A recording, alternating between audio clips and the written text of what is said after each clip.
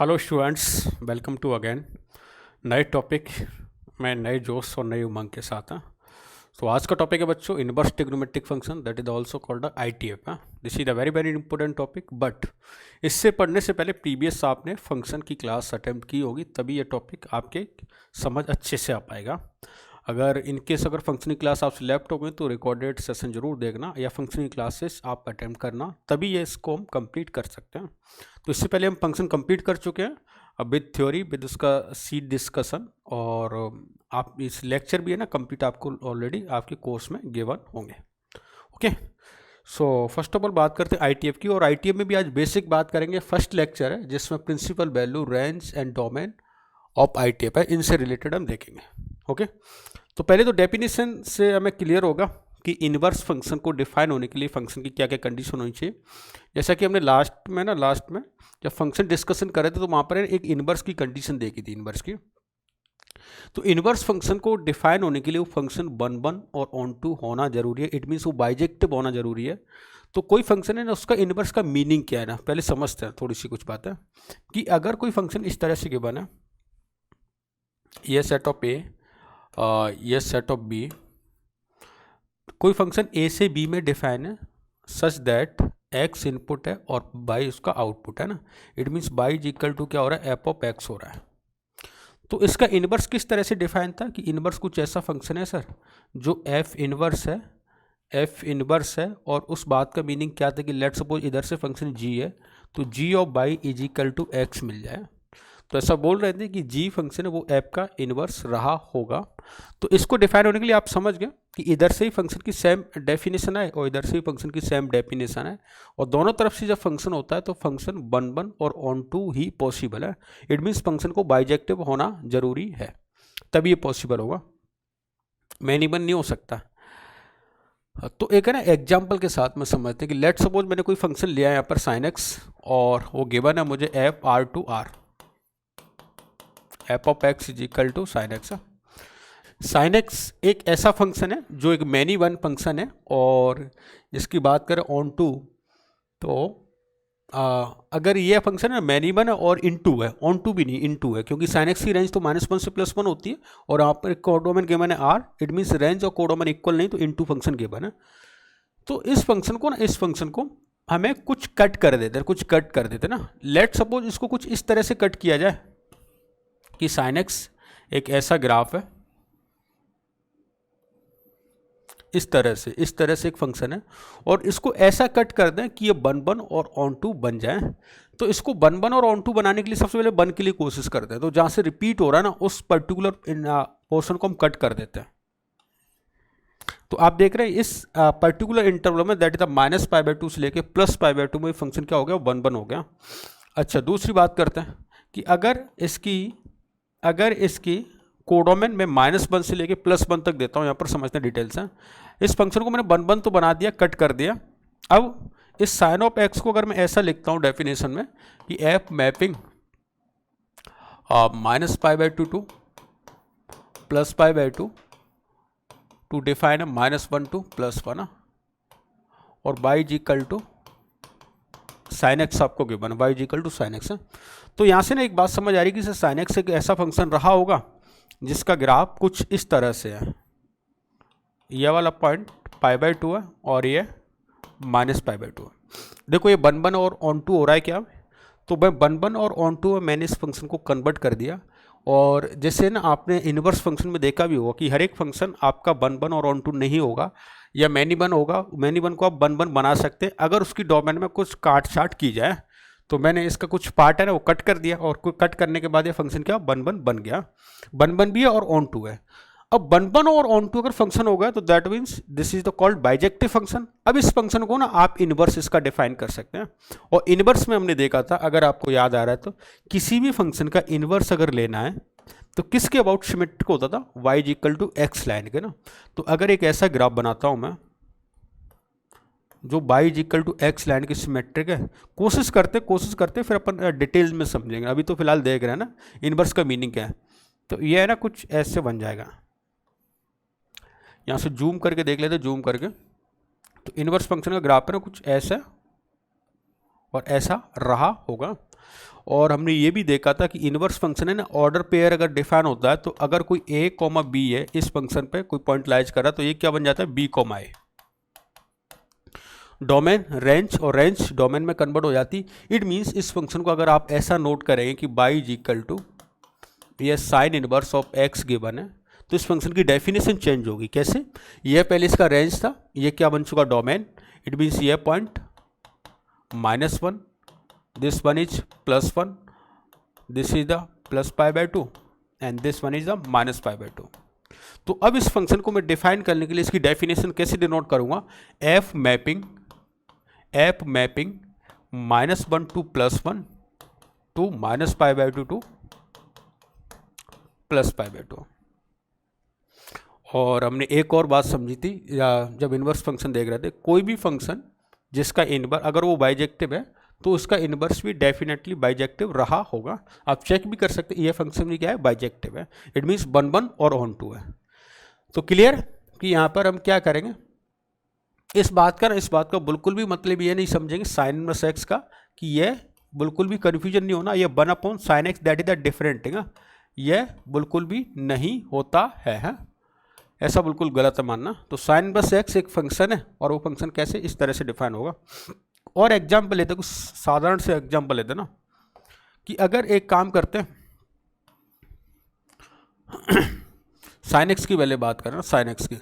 तो sine x में कुछ ऐसा हो रहा था कि हम कुछ एंगल पुट कर रहे थे बाई इक्वल टू, अगर एक साइन एक्स एक फंक्शन गिवन है, लेट सपोज मैंने π/6 इनपुट देता हूँ तो π/6 पे क्या 1/2 मिलेगा, π/3 दिया तो √3/2 ऐसा कुछ मिला।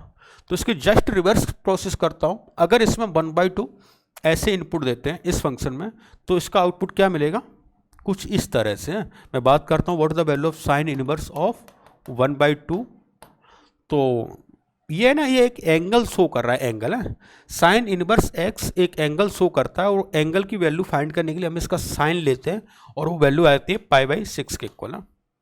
तो sine inverse x, cos inverse x, tan inverse x, all these are showing as a angle है, एक एंगल शो करेंगे। जैसे और बात करता हूँ, ये 1/2 है तो π/6 हो गया, इधर √3/2 इनपुट देते तो π/3 हो गया। तो एक बात तो क्लियर हो गई यहाँ से कि ये sine inverse x, cos inverse x, tan inverse x ये क्या है, किसी के एंगल है। और वो एंगल फाइंड करने के लिए आप साइन इनवर्स एक्स के लिए तो साइन लेंगे, कोसाइन के लिए कोसाइन यूज करेंगे, टेन इनवर्स एक्स के लिए टेन एक्स यूज करेंगे। ओके, तो पहले तो ये नोट कर लें बेसिक डेफिनेशन कि साइन ऑफ एक्स अगर गिवन है तो साइन इनवर्स ऑफ एक्स कैसे फाइंड करते हैं।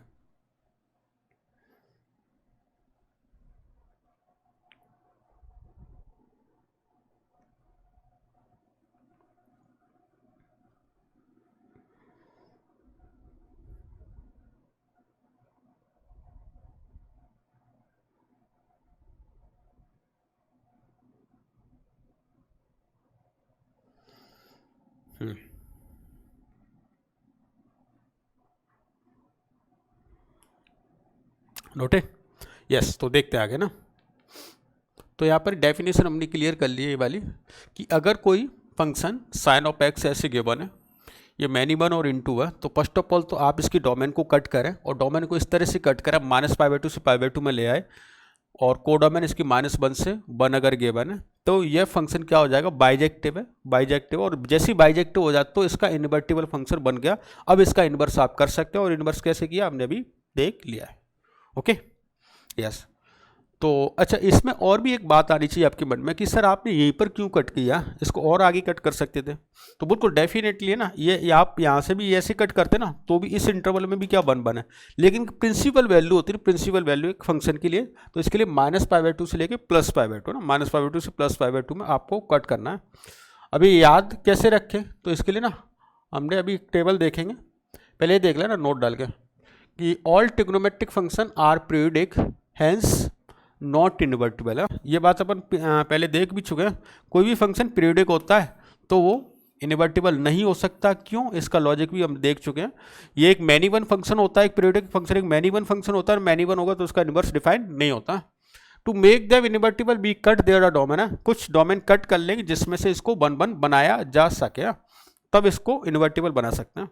तो कोई भी फंक्शन है अगर उसकी डोमेन में कुछ काट छांट की जाए तो उसको वन बनाया जा सकता है। Next, sine inverse x, cos inverse x, tan inverse x etcetera denote a angle. कोई एक एंगल है जिसका real number who is the sine of sine is x. अगर साइन इनवर्स ऑफ एक्स का अगर साइन लेंगे तो वो एक्स मिलेगा, कोसाइन के लिए कॉस इनवर्स एक्स के लिए एक्स मिलेगा कोसाइन, टेन इनवर्स एक्स के लिए टेन लेंगे तो एक्स मिलेगा। तो ये sine inverse x, cos inverse x, tan inverse x, nothing, these are only angles. Okay या तो देखते हैं एंगल। अब इसमें प्रिंसिपल वैल्यू हम कैसे ध्यान रखें ना, तो इसके लिए ना एक टेबल है, टेबल, और ये वैल्यू आपको ध्यान रखनी है ना। मैं समझा देता हूँ कैसे याद करेंगे, कैसे ध्यान रखेंगे। देखो पहले समझते हैं ना, फिर इस टेबल को बनाना भी सिखाऊंगा मैं आपको, एक बार में याद हो जाएगी। साइन इनवर्स एक्स कोई ऐसा फंक्शन था, साइन इनवर्स एक्स, और साइन इनवर्स एक्स को लेते हैं तो हमने ना इसकी डोमेन, हाँ इसके डोमेन क्या हो गया था, -1 से 1, अभी हमने कट करके चेक भी कर लिया था, और रेंज है ना, रेंज -π/2 से +π/2। देखो कुछ समझो ना कैसे, कि साइन ऑफ एक्स है ना, साइन ऑफ एक्स की रेंज क्या होती थी, -1 से +1। साइन ऑफ एक्स की जो रेंज थी क्योंकि 1 फंक्शन है तो वो रेंज क्या बन जाएगी, इसके लिए डोमेन बन जाएगी। तो ट्रिग्नोमेट्रिक फंक्शन की जो भी रेंज हो रही थी, जो भी रेंज थी, वो एज इट इज यहाँ पर क्या बन जाती है, डोमेन है। जैसे फॉर एग्जाम्पल cos x की रेंज क्या होती थी, -1 to +1, तो यहाँ पर ये डोमेन बन जाता है, क्योंकि डोमेन रेंज और रेंज डोमेन है, इंटरचेंज हो जाता है। लेकिन ये वाली रेंज है ना, ये वहाँ पर डोमेन नहीं होती थी, क्योंकि इसकी डोमेन में तो क्या होते थे, वो मैनी-वन फंक्शन होते थे, उसको डोमेन को हमने कट किया है, तो उसका ये ना एक सबसेट है। जैसे मैं बात करता हूँ साइन एक्स की डोमेन क्या होती थी, आर, तो आर का ये ना पार्ट है -π/2 से +π/2, क्योंकि -π/2 से +π/2 मैंने कट किया तो ये क्या बन गया, 1 बन गया। सिमिलरली मैंने cos x को कट किया 0 to π, tan x को कट किया -π/2 से +π/2। आपको याद भी है 10x की रेंज वहाँ पर r होती थी, यहाँ पर डोमेन हो गया। sec और cosec की रेंज आपको याद है r -1 से +1 तक होती थी। चेंज कर लो,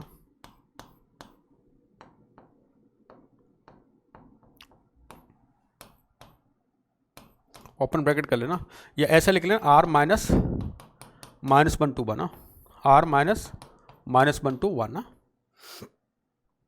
याद रखने के लिए ना, याद रख लिया। अभी मैं टेबल बनवाता हूँ ना, समझ जाएंगे फिर उसके बाद कैसे बनाते हैं। ऐसी कॉट की बात करें तो कॉट की डोमेन क्या हो जाएगी, कॉट एक्स की वहाँ पर रेंज r होती थी, तो यहाँ पर उसकी डोमेन r बन जाएगी। इसमें याद रखने के लिए ना आप ये ऐसा देख सकते हैं कि साइन और कॉस की बस याद रखें ना। जैसे साइन इनवर्स एक्स की अगर रेंज की बात करें तो -π/2 से +π/2 ओपन ब्रैकेट तक होता है। अच्छा, sign inverse x and cosec inverse x है ना, दोनों बाई बाई मान सकते हैं ना। तो कोसेक इनवर्स एक्स भी -π/2 से +π/2, बट जहाँ साइन एक्स 0 होता है ना, 0, वहाँ पर कोसेक डिफाइन नहीं होता, तो मुझे वो पार्ट रिड्यूस करना पड़ेगा, that is the exclude value of 0। Okay, तो कोसेक के लिए बस एक्सक्लूड आप क्या करते हैं, 0 करते हैं। सिमिलरली कॉस इनवर्स एक्स की बात करें तो कॉस इनवर्स एक्स 0 to π, तो कॉस इनवर्स एक्स और सेक इनवर्स एक्स दोनों बाई बाई है, तो सेक इनवर्स एक्स का भी क्या 0 to π, लेकिन जहाँ पर कॉस 0 होता है वहाँ पर सेक अनडिफाइन होता है, तो सेक के लिए क्या हो जाएगा, एक्सक्लूड वैल्यू ऑफ π/2, π/2 पे डिफाइन नहीं हो पाएगा। सिमिलरली tan इनवर्स एक्स के लिए ओपन ब्रैकेट यूज कर लेंगे, और इधर cot इनवर्स एक्स के लिए कॉस वाला ओपन ब्रैकेट यूज कर लेंगे। बाकी डोमेन के लिए हम समझ गए, जो इनकी रेंज होती थी वो यहाँ पर इसकी डोमेन बन जाती है। तो ये तो मैं याद करने में कोई समस्या होगी नहीं। इसमें 2 तरह की रेंज होती है, -π/2 से +π/2, 0 to π है, तो वो हम समझ गए। साइन और कॉस पे क्लोज ब्रैकेट आएंगे, tan और cot पे ओपन आएंगे, और सेक और कोसेक पे वही एक्सक्लूड वैल्यू 2 कर दी जहाँ पर यह फंक्शन डिफाइंड नहीं होते। क्लियर? तो है ना, इसमें एक बात 2-3 कंक्लूजन निकलेंगे यहाँ से। कैसे? अगर किसी फंक्शन की रेंज है ना, रेंज उसको हमने 1 बनाया होगा, तो इसकी रेंज है ना, आप देख रहे हो ये ऑलवेज है ना, first quadrant, second quadrant and आपके फोर्थ क्वाड्रेंट में लाइज कर रहे हैं, -π/2 से π/2 या 0 to π, फर्स्ट, जिसमें फर्स्ट और सेकंड क्वाड्रेंट दोनों आए, कोई थर्ड क्वाड्रेंट इसमें हमने यूज नहीं किया। अच्छा, नेक्स्ट बात ये भी समझे, जैसे साइन इनवर्स एक्स की रेंज, tan इनवर्स एक्स की रेंज और कोसेक इनवर्स एक्स की रेंज है ना, ये लाइज कर रहे हैं, आपके फर्स्ट से फोर्थ क्वाड्रेंट में, और बाकी cot inverse x, cos inverse x and sec inverse x ये फर्स्ट से सेकंड में आपके लाइज करेंगे। तो आप लिख सकते हैं, भाई कोई जरूरत नहीं इसकी, कि cos inverse x, cot inverse x and sec inverse x है ना, ये लाइज करेंगे सेकंड क्वाड्रेंट में। फर्स्ट में ऑल IT अप्लाइज करते हैं, और फोर्थ में लाइज करेंगे sine inverse x, tan inverse x and cosec inverse x. तो यहाँ पर समरी में लिख सकते हो, first quadrant common to all ITF, third quadrant is not use any ITF, third quadrant use नहीं होता, fourth quadrant is not use clock wise direction ना, इतना लंबा जाने की जरूरत नहीं है। एंटी क्लॉक वाइज में ना -π/2 से +π/2 इधर है ना एंटी क्लॉक वाइज में यूज करते हैं वाला, क्योंकि प्रिंसिपल वैल्यू आपकी इनके बीच में ही लेनी है। ओके, अब क्या करेंगे हम, बेसिक्स हमने देख लिया कि आज के लेक्चर में क्या स्टडी करने वाले। अब असली पिक्चर यहाँ से शुरू हो गई है। वो पिक्चर में क्या देखेंगे अपन, इनके 1 बाय 1 स्टडी करेंगे। साइन इनवर्स एक्स क्या है, किस तरह से इसका ग्राफ बनाएंगे और क्या क्या इसकी प्रॉपर्टीज होती हैं। So let's start sine inverse x. अच्छा, और भी देख लें, all ITF are bounded. Bounded की डेफिनेशन पता है हमें, किसी भी फंक्शन की रेंज दो हॉरिजेंटल लाइन के बिटवीन में हो, या बाउंडेड ऐसी कंडीशन हो उसमें कोई इनफाइनाइट है ना, इन्फिनिटी, ना तो माइनस इन्फिनिटी आए ना प्लस इन्फिनिटी आए, तो that type of function is called bounded function. तो सबकी हमने देखा भी है। रेंज देखो, किसी की रेंज है ना, किसी की रेंज है माइनस इन्फिनिटी से लेके प्लस इन्फिनिटी कुछ भी लाइच नहीं कर रहा, सब बाउंडेड रेंज है ना, एक फिक्स वैल्यू है रेंज की ना। सो दैट ऑल रेंज है, all function are bounded. ITF will be reflection about y(x), बहुत ही क्लियर है ना। कोई भी ITF नहीं, कोई भी इन्वर्स फंक्शन है ना, वो y = x लाइन के अबाउट क्या होता है, सिमेट्रिक होता है ना। अभी देखेंगे भी डिटेल से ना, ग्राफ बनाएंगे तब डिटेल से देखेंगे, y = x के अबाउट सिमेट्रिक ग्राफ ही बनेंगे। Okay, so let's see graph of all 6 ITFs। तो फर्स्ट हमने डिस्कशन करेंगे साइन इनवर्स एक्स, और साइन इनवर्स एक्स के ग्राफ की बात करूँ, पहले ना साइन इनवर्स एक्स को लिख लेते हैं। साइन इनवर्स एक्स फंक्शन क्या है, इसकी डोमेन क्या है और किस तरह से डिफाइन होता है। तो देखो साइन इनवर्स एक्स की मैं बात करता हूँ। पहले अगर फंक्शन है ना, function F inverse of x, mapping लिख ले, मैपिंग -1 to +1 to π/2 -π/2 to +π/2, इस तरह से फंक्शन की डेफिनेशन कंप्लीट। और ये एपेक्स इसका क्या रहा होगा, अगर मैं एपेक्स की बात करूं तो एपेक्स कुछ ऐसे रहा होगा इसका, एपेक्स -π/2 to +π/2 to -1 to 1। हमने ऐसा कट किया है, इसको 1 1 और ऑन 2, इसको बाइजेक्टिव बनाने के लिए। तो जैसे ना कोसाइन साइन एक्स का पहले ग्राफ बनाता हूँ ना, 2-3 तरीके से समझेंगे इस क्वेश्चन को ना, कि एक तो ग्राफ, एक तो नॉर्मल मेथड है जो आपका स्टैंडर्ड मेथड, जिससे आप कैसा भी किसी भी तरह का भी ग्राफ बना सकते हो, और एक अपन शॉर्ट ग्राफ है ना जो y = x के अबाउट में रिफ्लेक्शन बनाएंगे। तो पहले बात करते हैं इसका, साइन एक्स का ग्राफ बनाया आप है ना, और साइन एक्स का ग्राफ किस इंटरवल में बनाया, -π/2 से +π/2 के बीच में बनाते हैं। तो साइन एक्स का ग्राफ ना कुछ इस तरह से रहा होगा। This is the -π/2, this one is the +π/2। आपको ये पता है ये वाला पॉइंट क्या हो रहा है, ये -1 और ये आपका +1। अब क्या करें, इसका ग्राफ बनाते वक्त ना, इस ग्राफ को बनाने के लिए, साइन इनवर्स एक्स का ग्राफ बनाने के लिए आप इसको ना एंटी क्लॉकवाइज डायरेक्शन में 90 डिग्री रोटेट कर दो। एंटी क्लॉकवाइज डायरेक्शन में रोटेट करते हैं तो कुछ ग्राफ ऐसा बन जाएगा। ये किसी का भी रिफ्लेक्शन बनाने के लिए हर किसी का ग्राफ एक काम बन जाता है। देखो कुछ ऐसा बन रहा होगा, ऐसा।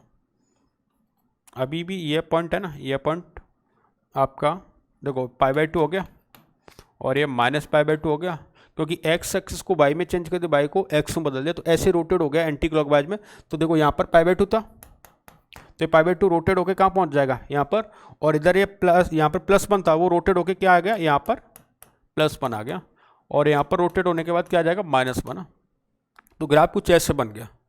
लेकिन अभी है ना एक प्रॉब्लम आ रही है कि सर ऐसा ग्राफ हो नहीं सकता, इधर LHS में आपको पॉजिटिव मिले, RHS में आपको नेगेटिव मिले, तो क्या लेना पड़ेगा, इसकी मिरर इमेज लेते हैं ना। तो इस ग्राफ की मिरर इमेज और लेनी पड़ेगी आपको प्रॉपर ग्राफ बनाने के लिए। तो अगर इसकी मिरर इमेज लेता हूँ तो ग्राफ है ना कुछ ऐसे बन रहा है, इस तरह। ऐसे मिरर इमेज मतलब चेंज हो जाएगा ना, इसके अबाउट चेंज हो जाएगा, तो ऐसे और ऐसे। और ये है ना एक रियल ग्राफ है किसका, साइन इनवर्स एक्स का, जिसमें आपको दिख रहा है डोमेन के लिए -1 to +1 और रेंज के लिए +π/2 to -π/2। ओके, तो यहाँ से ना आपको पता चल रहा है -1 से लेके +1 और -π/2 से लेके +π/2, ये आपका ग्राफ है y = sin inverse x, sin inverse x है।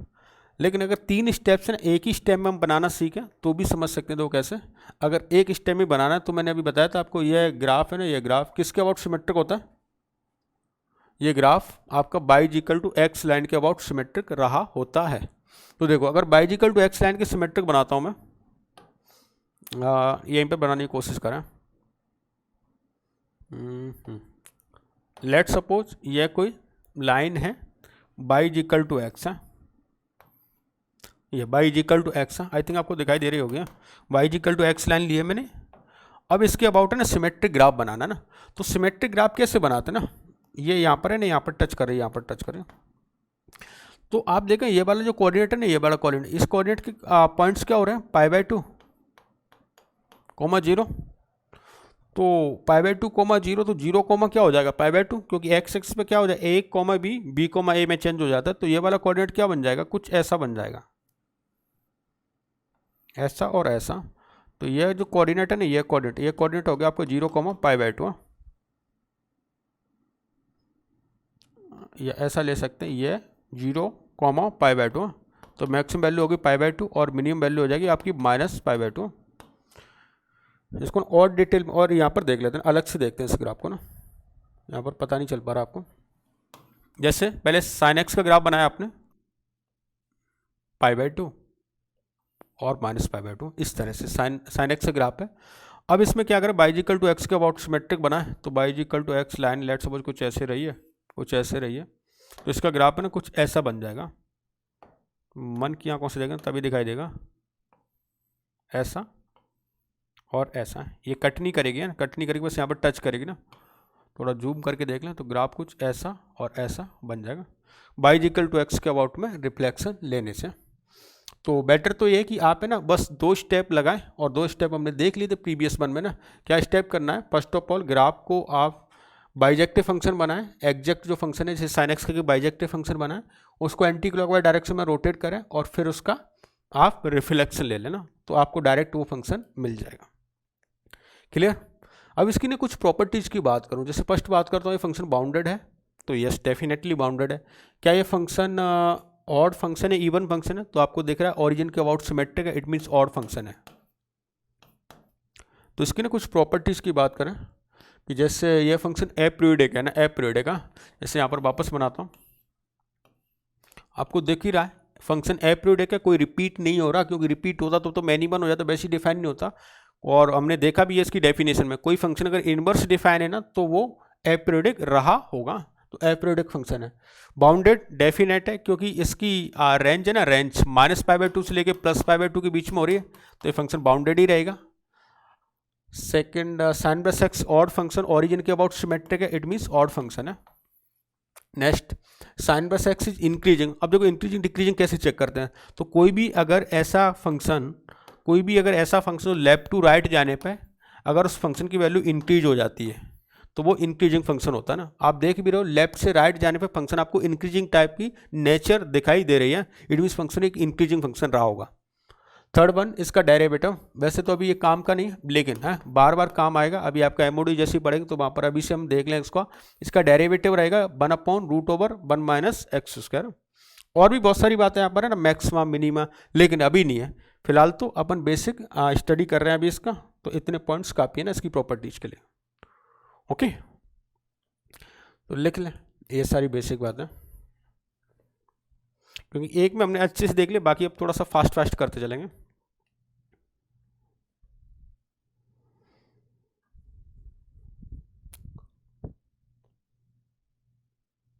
ओके, नेक्स्ट कॉस की देखते हैं, कॉस के बारे में ना। तो सबसे पहले तो कॉस इनवर्स एक्स का ग्राफ बनाने के लिए ना कॉस एक्स का ग्राफ बनाओ, और कॉस एक्स का ग्राफ कहाँ से कहाँ तक बनाना है, तो अगर f(x) = cos(x) है तो कहाँ से कहाँ तक डिफाइन होगा, एब मैपिंग, बताओ जल्दी से कहाँ से कहाँ तक, इसकी डोमेन कहाँ से मुझे कट करनी पड़ेगी, तो 0 to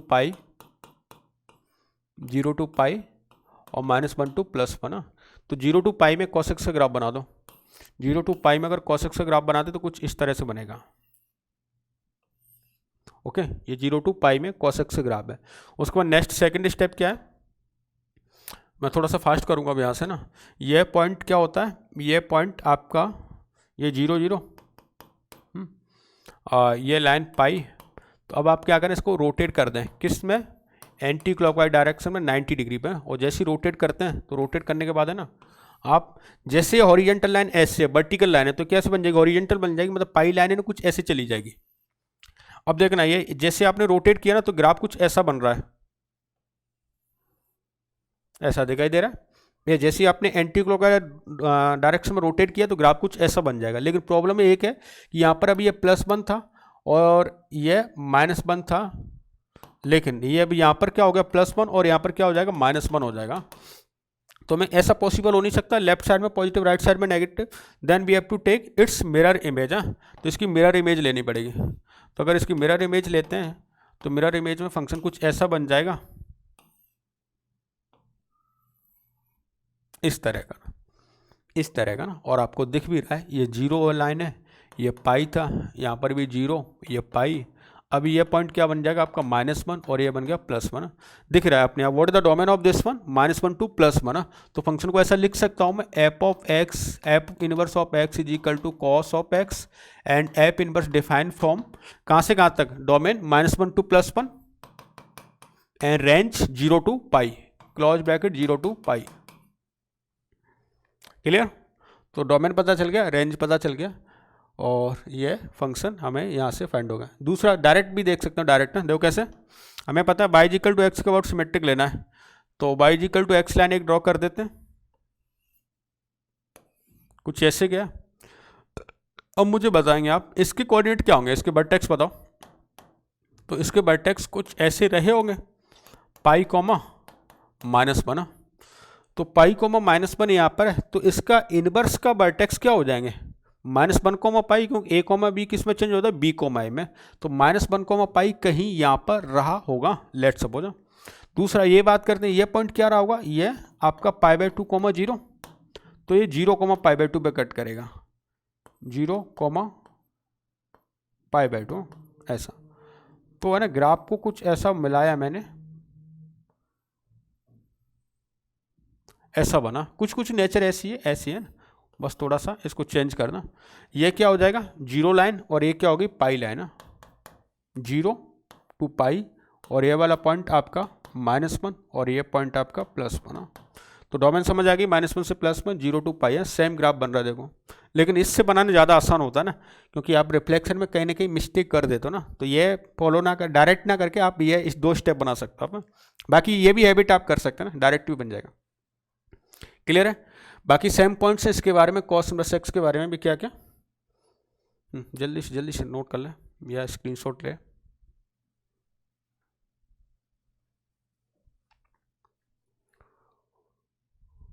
ITF का ना फर्स्ट लेक्चर वेरी इंपॉर्टेंट होता है। अगर एक बार ये ग्राफ समझ आ गया ना तुम्हारे, और इनकी डोमेन और रेंज समझ आ गई, फिर तो क्वेश्चन बहुत आसान है। सबसे आसान चैप्टर ITF ही लगेगा आपको। देखें, cos inverse x aperiodic function है, डेफिनेट एपीरियोडिक फंक्शन होता है। ये हम देख चुके क्यों होता है, क्योंकि यूनिवर्स डिफाइन होने के लिए एपीरियोडिक होना है। बाउंडेड बिल्कुल है, क्योंकि रेंज फिक्स होती है इसकी -1 to +1। cos inverse x neither और नॉर इवन, बिल्कुल सही बात है ना। एक इस तरह से ग्राफ बना हुआ है इसका, याद रखने के लिए ना आप ऐसा देख सकते हो, हिंदी में ना फल लिखते हैं ना, फल है, तो ये वो फल है ना, वो वाला फल है। तो ये आपको दिख रहा है ना, तो ओरिजिन के अबाउट सिमेट्रिक है ना y एक्सिस के अबाउट सिमेट्रिक है, तो नीदर और nor even, none. cos inverse x always decreasing function है, लेफ्ट टू राइट जाने पर, लेफ्ट टू राइट जा रहे हैं यहाँ से, लेफ्ट टू राइट जाने फंक्शन की वैल्यू डिक्रीज हो रही है, तो फंक्शन एक डिक्रीजिंग फंक्शन रहा होगा। उसका मैक्सिमम वैल्यू इज पाई, दिख रहा है मैक्सिमम वैल्यू क्या है रेंज में पाई, मिनिमम वैल्यू क्या है 0। इसके बाद इसका dy/dx है, इसका dy/dx है negative of sine inverse x होता है, negative of sine inverse x, it means -1/√1 - x²। 2-3 कुछ खास बातें। अब देखो ना, 2-3 बातें तो कॉमन चलेंगी सब में, एपीरियोडिक एंड बाउंडेड है, एपीरियोडिक एंड बाउंडेड है, यह रहेगा ही रहेगा। क्लियर है? cos इनवर्स x कैसे डिफाइन करेंगे, नेक्स्ट बात करते हैं tan इनवर्स x के लिए ना। tan इनवर्स x में भी आप पहले tan का ग्राफ बनाएं, और tan में भी जहाँ पर tan बाइजेक्टिव होता है, हमें पता चल गया tan बाइजेक्टिव होने के लिए let's suppose y = tan x है, तो ये f(x) है। तो इसको एफ मैपिंग कहाँ से कहाँ तक हो जल्दी से बताओ मुझे। आपको पता चल रहा है इसकी रेंज। तो अगर इसकी डोमेन की बात करें तो डोमेन हो जाएगी इसकी -π/2 से +π/2 और रेंज आर। अगर इसको बाइजेक्टिव बनाना है तो इसमें आप ग्राफ बनाएं तो 10x ग्राफ आपको याद होगा -π/2 से +π/2 में बनाना है।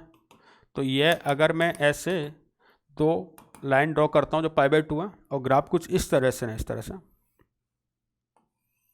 अगर आपको 10x से ग्राफ आता है ना, ये लाइन -π/2 है और ये लाइन +π/2 है ना, इन लाइन्स को बोलते क्या है? -π/2 +π/2। मैं डेफिनेशन बताता हूँ, पर एग्जैक्ट वर्ड मुझे बताना। एक ऐसी टेंजेंट जो किसी कर्व को इनफाइनाइट पे जाके टच करती है। आई होप आपने कॉनिक सेक्शन पढ़ा हो तो वहाँ पर नाम सुना हो। तो दैट टेंजेंट इज कॉल्ड, या दिस टेंजेंट इज कॉल्ड असम्प्टोजा। तो ये असम्प्टोजा एक ऐसी टेंजेंट जो किसी कर्व को इनफाइनाइट पे जाके टच करे तो असम्प्टोजा। तो इसके -π/2 +π/2 ना, दो एक ऐसी टेंजेंट जो आप इनफाइनाइट पे जाके टच कर रहे हो। सेकंड स्टेप क्या होता है? Do fast. सेकंड स्टेप में क्या करेंगे? एंटी क्लॉकवाइज डायरेक्शन में 90 डिग्री रोटेट कर दो। तो कुछ ऐसे रहा है, ये असम्प्टोजा भी वर्टिकल है, इनको हॉरिजेंटल बना देते हैं। कुछ ऐसा बन गया। जैसे हॉरिजेंटल बनाया ऐसा ग्राफ बन गया। अच्छा, इधर क्या पॉजिटिव इन्फिनिटी आ रहा है, इधर नेगेटिव इन्फिनिटी है। तो इस साइड में ना RHS ऐसे शिफ्ट हुआ तो इधर पॉजिटिव इन्फिनिटी आ गया और इधर नेगेटिव इन्फिनिटी आ गया। अब ये तो बात कुछ हजम नहीं हो रही। आपको पता है LHS में पॉजिटिव, RHS में नेगेटिव, ये पॉसिबल नहीं है। तो क्या लेना पड़ेगा? मिरर इमेज लेते हैं इसके बाद, है ना। लेकिन ये पता है -π/2 लाइन है और ये +π/2 लाइन है, ये HT रहने दो, आप इसकी मिरर इमेज लें। और जैसे मिरर इमेज लिया तो आपका ग्राफ बन के रेडी हो गया। कैसे बन जाएगा? ऐसे और ऐसे, ऐसे और ऐसे आपको दिख रहा है। अब बताना मुझे यहां से, ये आपका ग्राफ है F इनवर्स ऑफ 10x का, 10 इनवर्स x का। अब बताओ 10 इनवर्स x अगर ये फंक्शन गिवन है आपको, ये f of x is equal to ये फंक्शन गिवन है आपको, तो F इनवर्स यहां से कैसे डिफाइन होगा? इसकी डोमेन बताओ। डोमेन क्या हो रही है? -pt से लेके +pt तक, इट मीन्स r। रेंज बोलो, रेंज -π/2 से लेके +π/2 at open bracket, open bracket. और भी कुछ नेचर की बात करूं तो लेफ्ट टू राइट जाने पर फंक्शन इंक्रीजिंग दिखाई दे रहा है, तो इंक्रीजिंग फंक्शन होगा। और बात करें तो ओरिजिन के अबाउट सिमेट्रिक है तो ऑड फंक्शन होगा। ओरिजिन के अबाउट सिमेट्रिक तो ऑड फंक्शन है, बाउंडेड फंक्शन है, एपरियोडिक फंक्शन है। dy/dx की वैल्यू इसकी 1/1 + x² होती है, 1/1 + x² होती है। बाकी सेम प्रॉपर्टीज है। एपरियोडिक है, बाउंडेड है, ऑड फंक्शन है,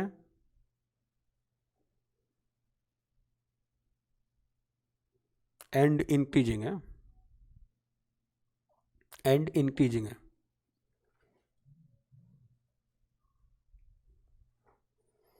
ओके। ये सारी बातें मैंने यहाँ पे लिख भी दी हैं आपके लिए। 10 + x एपरियोडिक है, बाउंडेड है, 10 + ऑड फंक्शन है, ऑलवेज इंक्रीजिंग फंक्शन है, और dy/dx इसका 1/1 + x² होता है। Okay, next cot inverse section. Cot inverse x के लिए अगेन आप कॉट x का ग्राफ बनाओ, और कॉट x का ग्राफ जैसे हम बनाते हैं तो y is equal to cot x का ग्राफ कहाँ से कहाँ तक बनाना है? इसके लिए अगर फंक्शन की बात करें तो ये 0 to π में बनाना है आपको, 0 to π में बनाना है, अप टू रेंज इसकी भी r हो गया। तो 0 to π में ना ये ग्राफ कुछ इस तरह से होता है, अगर आपको याद है तो। इसमें भी एक असम्प्टोज होते हैं जो आपका पाई पे एक असम्प्टोज होगा, 0 पे होगा, और 0 to π में ना ग्राफ कुछ इस तरह का होता है, इस तरह से ना 0 to π में इस तरह से ग्राफ होगा। रेंज आपको दिख रही r है, 0 to π इसकी एक डोमेन है, और इसमें फंक्शन 1 भी है और ऑन टू भी है, 1 भी है और ऑन टू भी है। तो हमने बाइजेक्टिव बनाने के लिए इसको पर्टिकुलर डोमेन में कट कर लिया। वो डोमेन क्या रहा होगा इसके लिए? 0 to π। ओके, इसके बाद क्या करते हैं हम? इसका 90 डिग्री पे रोटेट करते हैं एंटी क्लॉकवाइज डायरेक्शन में। तो जैसे हमने रोटेट किया तो अभी ये वर्टिकल असम्प्टोज कैसे बन जाएंगे? हॉरिजेंटल। तो इस तरह से ग्राफ कुछ बन गया, और नहीं नहीं नीचे नहीं आएगा, अब अभी रहेगा। देखो अगर इसको ऐसे बनाता हूँ तो ग्राफ है ना कुछ ऐसे आ रहा होगा, इस टाइप से ना ग्राफ ऐसे है। आपको पता है इधर ये पॉजिटिव है और इधर ये नेगेटिव इन्फिनिटी है, माइनस इन्फिनिटी। तो इधर तो प्लस इन्फिनिटी आ गया, ये प्लस इन्फिनिटी और ये माइनस इन्फिनिटी है। आपको ये पता है ये जीरो है और ये पाई है। तो फिर हमें क्या करना पड़ेगा, मिरर इमेज लेनी पड़ेगी, क्योंकि LHS में आपका पॉजिटिव इन्फिनिटी है और RHS में आपका नेगेटिव इन्फिनिटी है। तो जैसे ही आपको मिरर इमेज लेते हैं, तो हमने मिरर इमेज लिया, ग्राफ कुछ ऐसा ऐसा ऐसा ऐसा ऐसा ऐसा बन जाएगा, ऐसा। ये ग्राफ है ना कॉट इनवर्स एक्स का है, cot inverse x, cot inverse x. अगर इसकी बात करते हैं तो ये क्या है, इसकी डोमेन की बताओ, डोमेन क्या दिख रहा है, माइनस इन्फिनिटी से लेके plus infinity, it means real number है। रेंज की बात करते हो, रेंज क्या है, जीरो, ये लाइन मिनिमम वैल्यू जीरो और मैक्सिमम वैल्यू पाई, और बहुत आर पे क्या ओपन ब्रैकेट है, तो 0 to पाई, 0 to पाई है। और भी कुछ बात है ना, फंक्शन बाउंडेड है, फंक्शन बाउंडेड है, दोनों बाउंडेड, क्योंकि रेंज इसकी फिक्स्ड है। इसके बाद एपीरियोडिक है। अच्छा इवन और ऑड होगा क्या, नहीं है, ना तो बाई एक्सिस के अबाउट सिमेट्रिक, ना ही ओरिजिन के अबाउट सिमेट्रिक है। अच्छा इंक्रीजिंग है डिक्रीजिंग है, तो लेफ्ट से राइट जाने पे ना, लेफ्ट से राइट जाने पे फंक्शन की वैल्यू डिक्रीज हो रही है, फंक्शन की वैल्यू डिक्रीज हो रही है, इट मीन्स डिक्रीजिंग फंक्शन है, डिक्रीजिंग है। dy/dx की बात करें तो हो जाता है -1/1 + x²। जो टेन का होता है, टेन का 1/1 + x² होता है, तो कॉट में negative of tan inverse x हो जाता है, इट मीन्स -1/1 + x² रहा होगा।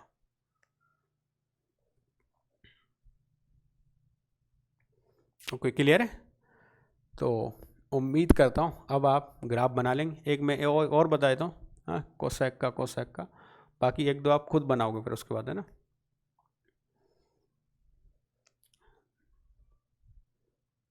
सेक और कुसेक में से, सेक और कुसेक में से ये सारी प्रॉपर्टीज सेम है ना, कॉट में सेक एपीरियोडिक है, कॉट में बाउंडेड है, नीदर और नीर इवन, इस तरह से। इसके बाद सेक इनवर्स एक्स और कुसेक इनवर्स एक्स है ना। पहले मैं कुसेक इनवर्स एक्स का बनाता हूँ, सेक इनवर्स एक्स का एज होमवर्क दे दूँ, वो आप बना लोगे मुझे उम्मीद है। कुसेक इनवर्स एक्स के लिए ना पहले आपको कोसेक का ग्राफ आना चाहिए, और कोसेक का ग्राफ भी कहाँ से कहाँ तक बता देता हूँ। जैसे f(x) = आपने cos inverse x cosec of x लिखा, तो इसको बाइजेक्टिव बनाने के लिए फंक्शन कुछ ऐसे डिफाइन होना चाहिए, फंक्शन कुछ ऐसे डिफाइन होना चाहिए जिसमें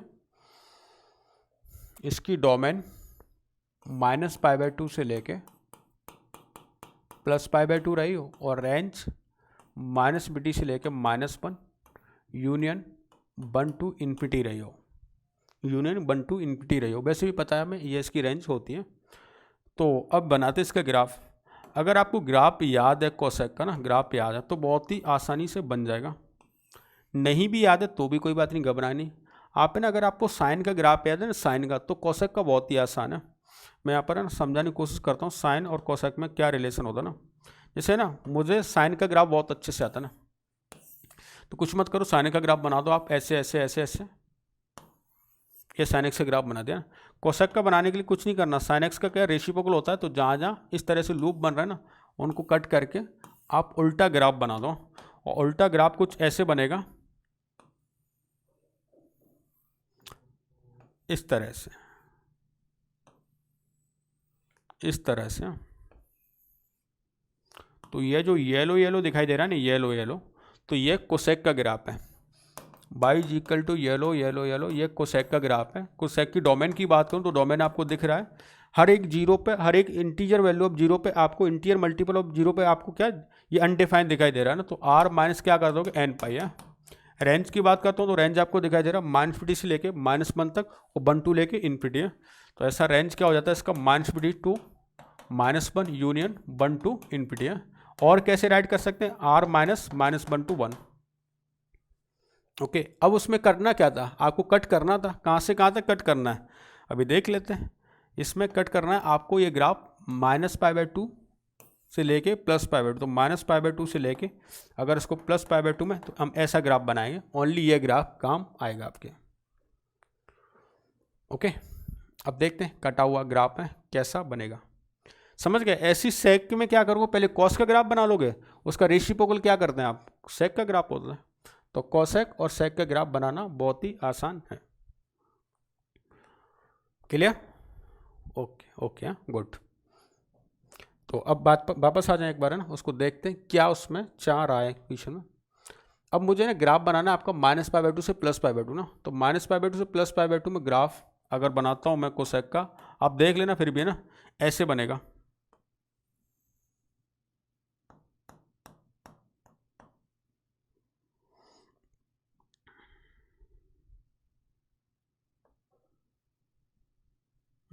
ऐसे ऐसे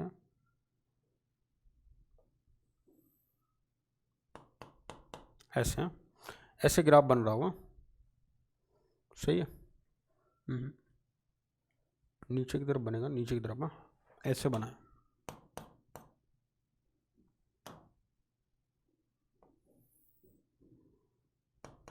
थोड़ा सा और बड़ा बना लें। अब क्या करना है, इसको 90 डिग्री पर रोटेट करना है एंटी क्लॉकवाइज डायरेक्शन में। तो आप क्या करें, एंटी क्लॉकवाइज डायरेक्शन में 90 डिग्री पर रोटेट किया। रोटेट करने के बाद इसको थोड़ा सा अच्छे से रोटेट करना है, ऐसे रोटेट होगा। हाँ, और रोटेट होने के बाद ना ये लाइन अभी देखो इस पर है, तो इस पर आ जाएगी, और कुछ ग्राफ है ना ऐसा चला जाएगा। ये लाइन है ना ये ऐसे चली जाएगी, तो ग्राफ है ना कुछ ऐसे आ जाएगा, इस तरह से। अभी लेकिन प्रॉब्लम ये आ रही है, ये प्लस बी टी है और ये माइनस बी टी था, ये -1 था और ये +1 था, तो आपको भी दिख रहा है ये तो आ गया +1 और ये प्लस बी टी, ये आ गया आपका -1 और minus B T. It means हमें क्या लेना पड़ेगा, इसका मिरर इमेज और लेना पड़ेगा। तो इसका मिरर इमेज लेंगे, इसका मिरर इमेज लिया, तो मिरर इमेज लेने के बाद ये रिफ्लेक्ट हो जाएगा बाई एक्सिस का अबाउट। तो मिरर इमेज लेने पे कुछ ऐसा ग्राफ बन गया। ये इधर चला जाएगा,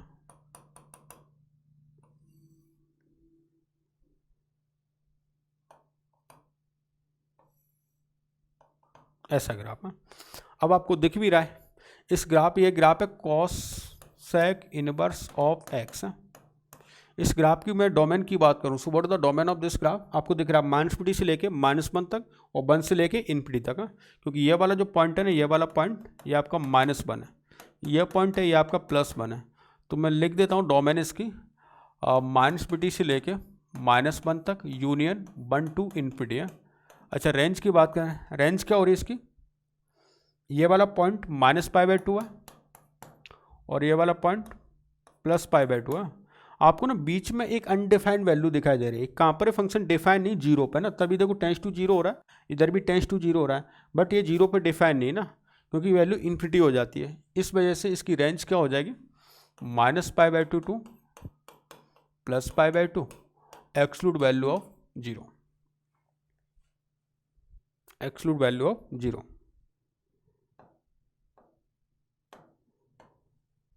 ओके, अब इसके बारे में बातें कर लें।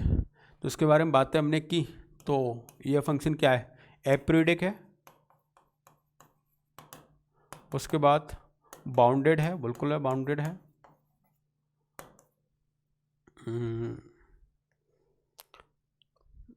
उसके बाद ये ओरिजिन के अबाउट सिमेट्रिक है, तो ऑड फंक्शन है, ऑड फंक्शन है,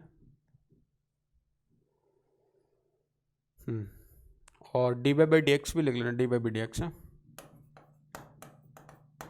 -1/mod(x) √x² -1 x² -1।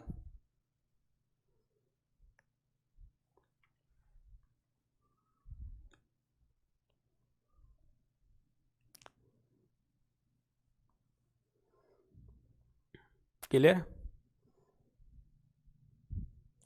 बाकी ना आप यहाँ से ही बना सकते थे, मिरर इमेज लेते हैं ना, मिरर y = x के अबाउट सिमेट्रिक, तो ऐसा और ऐसा बन जाता। बाकी मुझे लगता है ये मेथड आसान रहा होगा, क्योंकि ये ना ये आपके एक दिन क्लास में सिखा रहा था मैं, दोनों मेथड, बच्चों को ये ज़्यादा आसान लगा, चलो ये भी सीखते हैं। बाकी वो मेथड भी हमने सीख लिया है ना, बाइजिकल टू एक्स के अबाउट में रिफ्लेक्शन से कैसे सॉल्व करते हैं, तो वो भी हमें आता है। तो दोनों मेथड की प्रैक्टिस आपको होनी चाहिए। वैसे कोई पूछता नहीं है ना कि जेई में ग्राफ बनाओ, इनसे रिलेटेड बस क्वेश्चन डिस्कशन करने वाले हैं। बाकी में रेंज, डोमेन, ये दो बातें ध्यान जरूर रहनी चाहिए। जो टेबल थी ना, स्टार्टिंग वाली टेबल, ये याद रहनी चाहिए। तो इसके बारे में पॉइंट था, सेकंड बस एक्टिविटी है, बाउंडेड है, ऑड है, अच्छा डिक्रीजिंग है, दिख रहा है। इसके लेफ्ट टू राइट जाने पे वैल्यू क्या डिक्रीज हो रही है, यहाँ पर भी डिक्रीज हो रही है और यहाँ पर भी वैल्यू क्या डिक्रीज हो रही है। एक और पॉइंट लिख लेना, डिक्रीज है फंक्शन, है फंक्शन डिक्रीज रहा होगा। अब उम्मीद करता हूँ सेक का ना, सेक इनवर्स एक्स खुद बना लेंगे आप। मैं बताया तो हिंट के लिए ना, हिंट के लिए ना, सेक इनवर्स एक्स के लिए कोई फंक्शन अगर गिवन है आपको सेक एक्स, तो इसको बाइजेक्टिव बनाने के लिए कुछ इस तरह से रही होगी डोमेन माइनस, अगर डोमेन की बात करूँ तो 0 to पाई, एक मिनट है ना, इसकी डोमेन है ना, इसकी डोमेन भी हमने, इसकी डोमेन में आप एक्सक्लूड 0 कर लेना, 0 पर डिफाइन नहीं था, 0 पर, क्योंकि सेक में भी हमें π/2 रिड्यूस करना पड़ेगा ना, π/2 पर डिफाइन नहीं होता, तो π/2। अच्छा रेंज की बात कर, रेंज r -(-1 to 1), ग्राफ बनाएंगे आप सेक का, रिफ्लेक्शन लेंगे, ग्राफ बनाएंगे सेक एक्स का, उसके बाद एंटी क्लॉकवाइज डायरेक्शन में 90 डिग्री रोटेट करेंगे, उसके बाद उसका रिफ्लेक्शन लेंगे और फिर आपको फाइनली ग्राफ मिल जाएगा। मैं लिख देता हूँ, यह सेक इनवर्स एक्स का ग्राफ बनाने के बाद आप इसकी रेंज हो जाएगी। इसकी डोमेन की बात करें तो डोमेन हो जाएगा r -(-1 to 1) and range 0 to पाई, ओपन ब्रैकेट,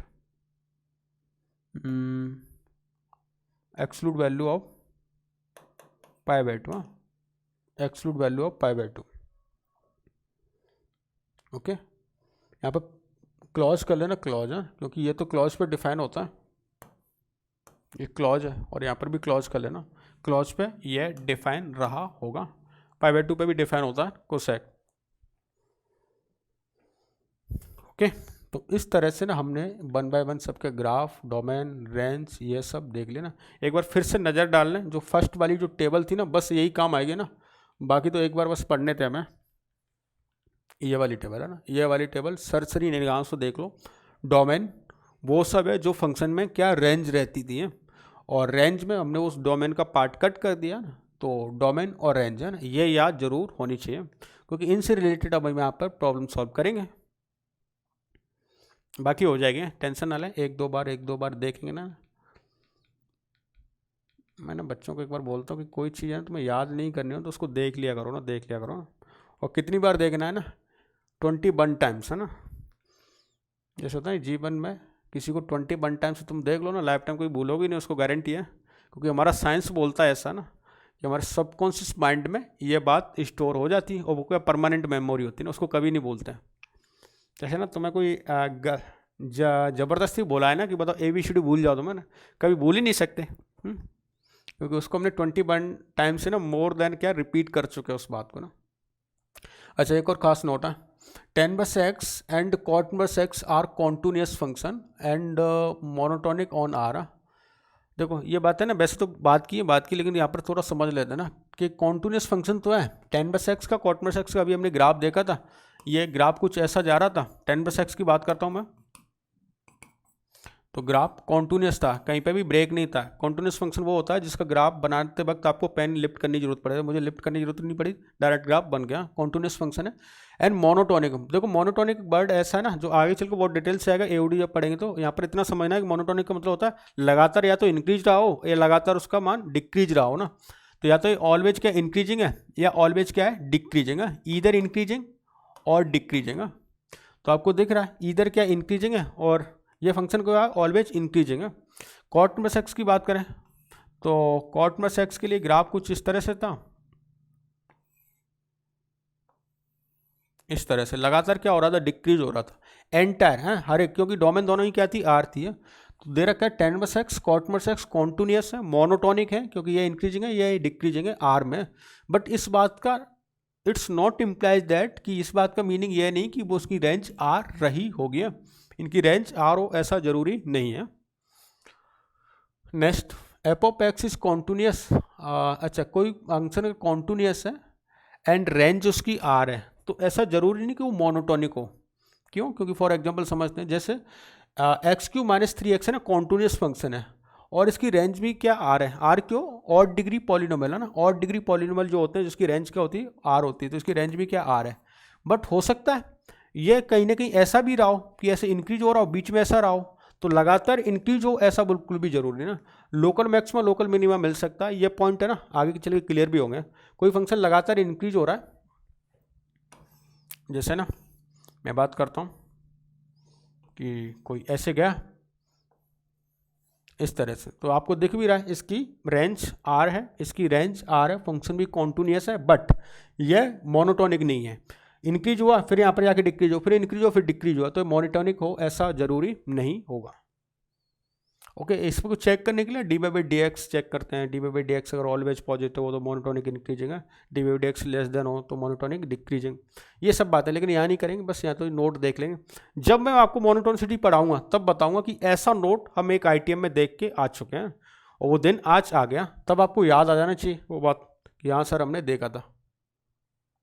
तो अभी तो फिलहाल बस नोट डाल के लिख लें इसको, फर्स्ट एंड सेकेंड ना।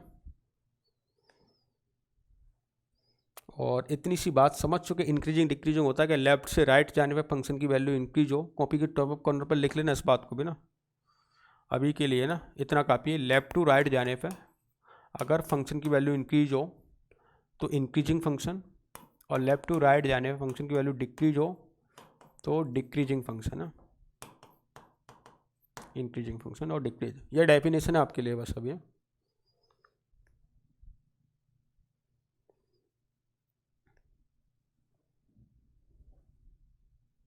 Okay done, yes next. अच्छा, अब इनसे ना क्वेश्चन करें, क्वेश्चन है ना। अब मेन मुद्दे की बात पे आते हैं कि आप और हम क्यों इतनी देर से फंक्शन की रेंज डोमेन की बातें कर रहे थे ना। असली क्वेश्चन अब इस तरह से बनेगा।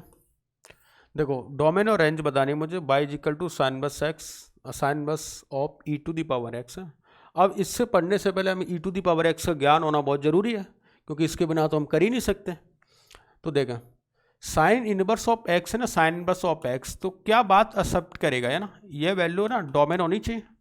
और साइन इनवर्स एक्स की डोमेन अभी अभी मैंने देखी थी, कितनी वैल्यू होती है, -1 से लेके +1। It means e to the power x की वैल्यू है ना, वो आपको -1 से +1 में लाइज करनी चाहिए। अब हमें यह भी बहुत बखूबी से आता है कि e to the power x always एक पॉजिटिव वैल्यू रहती है, जिसका ग्राफ कुछ इस तरह से रहता है, तो ये नेगेटिव आउटपुट तो दे नहीं सकता, इसकी मिनिमम वैल्यू 0 होती है। इसकी रेंज की बात करें तो मिनिमम वैल्यू क्या होती है, 0 होती है, तो नेगेटिव तो हो नहीं सकता। इट मीन्स इसकी वैल्यू क्या रही होगी, e to the power x greater than equal to less than equal to 1 and greater than equal to 0। और 0 पर भी क्लोज नहीं हो सकता ना, 0 पर भी ओपन रहेगा, क्लोज वैल्यू नहीं दे सकता ना, ओपन। तो x की क्या वैल्यू रहनी चाहिए कि ये 0 बन जाए। तो हमें एक सिंपल सी बात दिख रही है, x की वैल्यू इन 0, x की वैल्यू अगर टेंस टू -∞ हो जाए तो e to the power x की वैल्यू क्या 0 रही होगी। और x की value 1, e to the power x 1 कब होता है, जब इसकी वैल्यू 0 रही होगी, तो 0,1। तो अगर इसकी डोमेन की बात करें कि x की पॉसिबल वैल्यू, तो x की possible value for 0 it should be the -∞ and for 1 it should be 0। तो डोमेन तो होगी -∞ से लेके 0, खत्म। डोमेन -∞ से लेके 0। दूसरा रेंज भी पूछा इसने। देखो, रेंज के लिए क्या करेंगे, आपको पता है e to the power x का आउटपुट क्या पॉसिबल है, 0 to 1। तो sine inverse of 0 open bracket और 1 क्लोज ब्रैकेट। तो मैं बात करता हूँ साइन इनवर्स 0 की वैल्यू क्या होगी। साइन इनवर्स 0 ये ऐसे आ गया, साइन इनवर्स 0 और साइन इनवर्स 1। समझ गए ना, बच्चा बच्चा जानता है। साइन इनवर्स 0 मतलब एक्स थीटा की क्या वैल्यू रही होगी कि साइन थीटा 0 हो जाए, तो दैट विल बी 0। थीटा की क्या वैल्यू हो रही हो कि साइन थीटा 1 हो जाए, तो दैट विल बी π/2। तो इसकी रेंज हो जाएगी 0 to π/2, 0 to π/2। मैं फिर से रिपीट कर देता हूँ। सबसे पहले आप डोमेन चेक करें, डोमेन में आउटपुट देखें, क्योंकि इसमें क्या कंपोजिट फंक्शन है ये, तो आपको ना इसके आउटपुट पर डिपेंड करेगा। हमने वो चेक किया, उसके बाद इसका आउटपुट हमने इसमें पुट किया, देन अपन फाइनल रेंज निकाल सकते हैं। ओके, तो आप समझ गए डोमेन और रेंज कितना इंपॉर्टेंट है ना। फंक्शन या कैलकुलस का ना एकदम जड़ है, जड़ है, और जड़ तक पहुंचना जरूरी है, तभी आप कुछ फाइंड कर सकते हैं। Okay, next cos inverse of G I of x है ना। अच्छा, बहुत ही बढ़िया, बहुत बढ़िया। डोमेन भी पूछा और रेंज भी पूछा है, तो पहले डोमेन की बात करते हैं ना। देखो डोमेन में ना ये वैल्यू कॉस इनवर्स एक्स होता तो एक्स की वैल्यू -1 से +1 में लाइज करनी चाहिए थी। तो आपकी जी आई ऑफ एक्स की वैल्यू ना, जी आई ऑफ एक्स की वैल्यू -1 से +1 रहनी चाहिए। आपको पता है जी आई ऑफ एक्स अगर -1 से +1 है तो एक्स की वैल्यू क्या हो सकती है। एक्स की वैल्यू अगर आपको याद आ जाए तो आपको पता है -1 से लेके -1 से मोर देन वैल्यू होनी चाहिए, तो -1 इक्वल टू -1 हो सकता है। अच्छा, इसमें 1.99 में भी होगा ना, 1.99 वैल्यू होगी एक्स की, तो भी जी आई एफ की वैल्यू बन रही होगी क्योंकि वो 2 से लेस देन है। तो इट मीन्स -1 से लेके 2 पर open bracket, add 2 open bracket, -1 से 2 तक। हाँ, समझने की कोशिश करना, क्योंकि यह 1 से लेस देन होनी चाहिए। 1 से लेस देन होने के लिए 1.99 भी अगर एक्स की वैल्यू रही, 1.99 भी अगर एक्स की वैल्यू रही, तो भी जी आई एफ का आउटपुट क्या आता है, 1 आता है। हम जी आई एफ फंक्शन स्टडी कर चुके हैं फंक्शन में। अच्छा, अब इसका आउटपुट देखें कि रेंज की बात करें तो डोमेन तो ये हो गया, डोमेन है। रेंज की बात करें, रेंज क्या होगा, तो आपको पता है जी आई एफ से ऑलवेज आउटपुट है ना, 3 ही आउटपुट मिलेंगे इस इंटरवल में। क्या क्या, -1, 0 एंड 1, ओनली इंटीजर आउटपुट होता है ना। तो कॉस इनवर्स ऑफ है ना, 3 ही आउटपुट, -1, 0 एंड 1। आपको पता है कॉस 1 क्या होता है ना, छोटा सा बड़ा लिख दें, तो कॉस 1 जहाँ पर कॉस इनवर्स 1 ना, डैट मीन्स 0। अच्छा, कॉस इनवर्स 0 π/2 और कॉस इनवर्स -1 है ना। अब देखो कॉस इनवर्स -1 है ना, तो आप सोचें 0 to π में, क्योंकि कॉस इनवर्स एक्स की रेंज 0 to π होती है, क्लोज ब्रैकेट है ना। तो 0 to π में सेकंड क्वाड्रेंट, मतलब फर्स्ट से सेकंड क्वाड्रेंट में नेगेटिव कहाँ पर होता है, सेकंड क्वाड्रेंट, और सेकंड क्वाड्रेंट में कॉस की वैल्यू क्या होती है, जहाँ पर नेगेटिव है दैट इज द पाई। तो उसका रेंज हो जाएगा एलिमेंटल वैल्यू ऑफ 0 π/2 एंड पाई। ओके, 0 π/2 एंड पाई।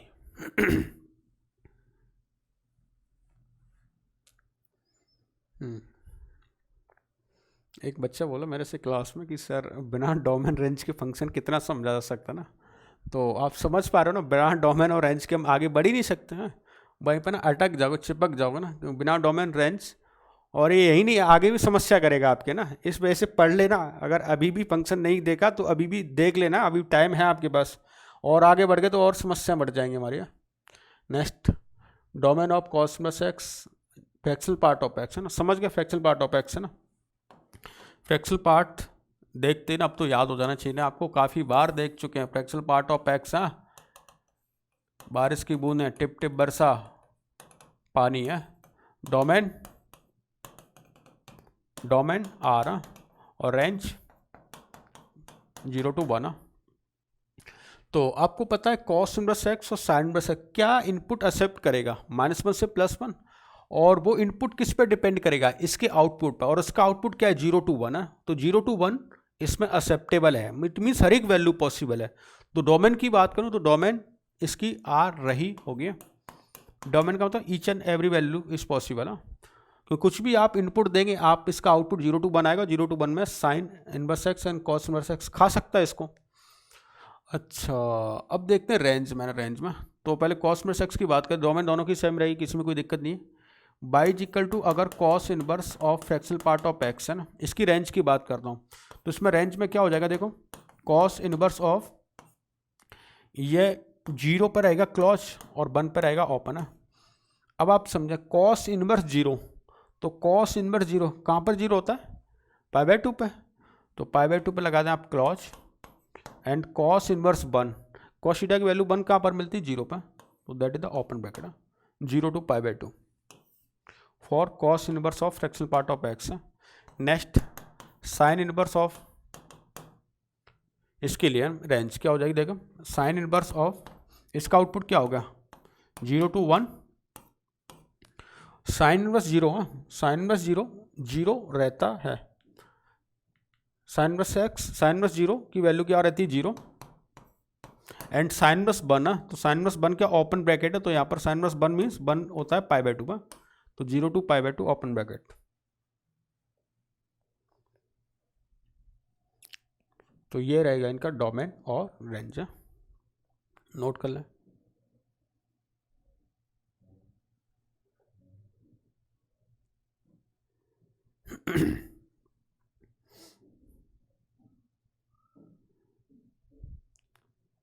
ओके, यस, नेक्स्ट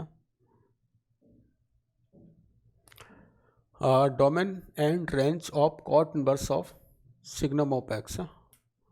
समझ लेते हैं पहले ना। देखो सिग्नम ऑफ एक्स है ना, सिग्नम ऑफ एक्स है ना, सिग्नम पे आ जाओ। सिग्नम का याद आ गया, मैं फिर से थोड़ा थोड़ा रिवाइज करवा देता हूँ आपको बस, है ना। सिग्नम फंक्शन का ग्राफ कुछ ऐसे होता था, ओपन ब्रैकेट समथिंग समथिंग, और यहाँ पर यह सॉलिड ब्रैकेट सॉलिड सर्कल, और ये -1, ये +1, डोमेन आर। रेंज की बात करें, range elemental value of 0, -1, 0 and +1, इस तरह से रहती थी।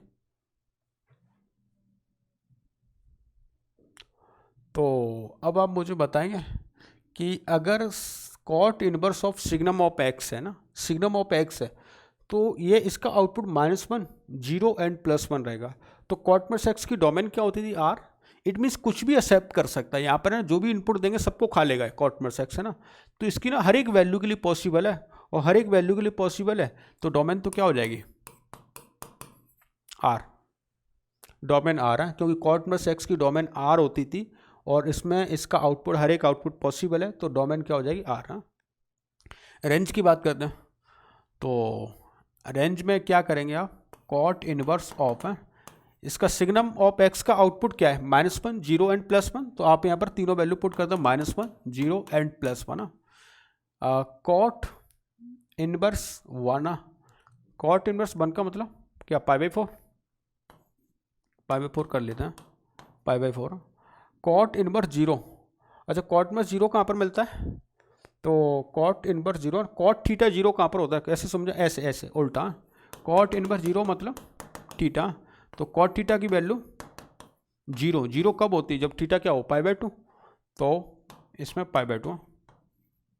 नेक्स्ट कॉट इनवर्स -1, देखो कॉट इनवर्स में नेगेटिव है ना, और कॉट इनवर्स एक्स की रेंज क्या होती थी, 0 to पाई, 0 to पाई मतलब सेकंड क्वाड्रेंट है ना। अब सेकंड क्वाड्रेंट में बताएंगे मुझे कॉट की वैल्यू नेगेटिव कहाँ पर होगी, तो आपको दिख रहा है सेकंड क्वाड्रेंट में रही होगी, और नेगेटिव होने के लिए ना पाई - π/4 कर देंगे आप, तो 3π/4, तो 3 एलिमेंटल वैल्यू मिलेंगी, π/4, π/2 एंड 3π/4। ये समझ जाना चाहिए ना। यहाँ पर मैंने कोई अभी प्रॉपर्टी यूज नहीं कर रहा ITF की ना, अभी तो, नहीं तो प्रॉपर्टी से बहुत आसान हो जाएगा, लेकिन अभी प्रॉपर्टी नहीं सिखाई मैंने, तो मैं डायरेक्ट सोच रहा हूँ। तो डायरेक्ट कैसे, आपको पता है कॉट इनवर्स नेगेटिव है ना, नेगेटिव कहाँ पर होता है, सेकंड क्वाड्रेंट में, और सेकंड क्वाड्रेंट में आप सोच लें क्या होता है, पाई -θ, पाई -θ क्या हो जाएगा, दिस पाई - π/4, 3π/4। क्लियर हो गया होगा, okay, good good, very good.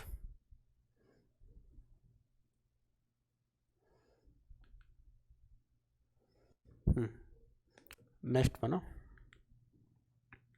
tan inverse of log of 2 x² - 2x + 2। हाँ बताओ, डोमेन और रेंज दे देता हूँ ना, इस बार आपको ही दे रहा हूँ, क्या रहा होगा डोमेन और रेंज। देखो 1 मिनट में पॉसिबल कितना करते हैं।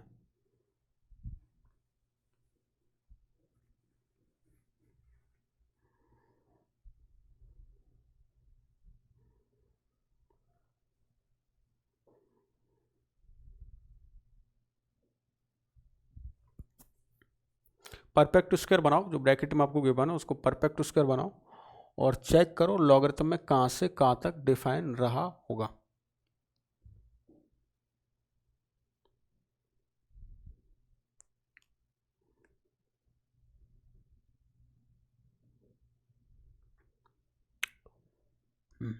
गुड गुड, हाँ, विद इन 1 मिनट सॉल्व करो ना, दैट इज द वेरी, बहुत अच्छी अप्रोच है, बहुत अच्छी अप्रोच है ना।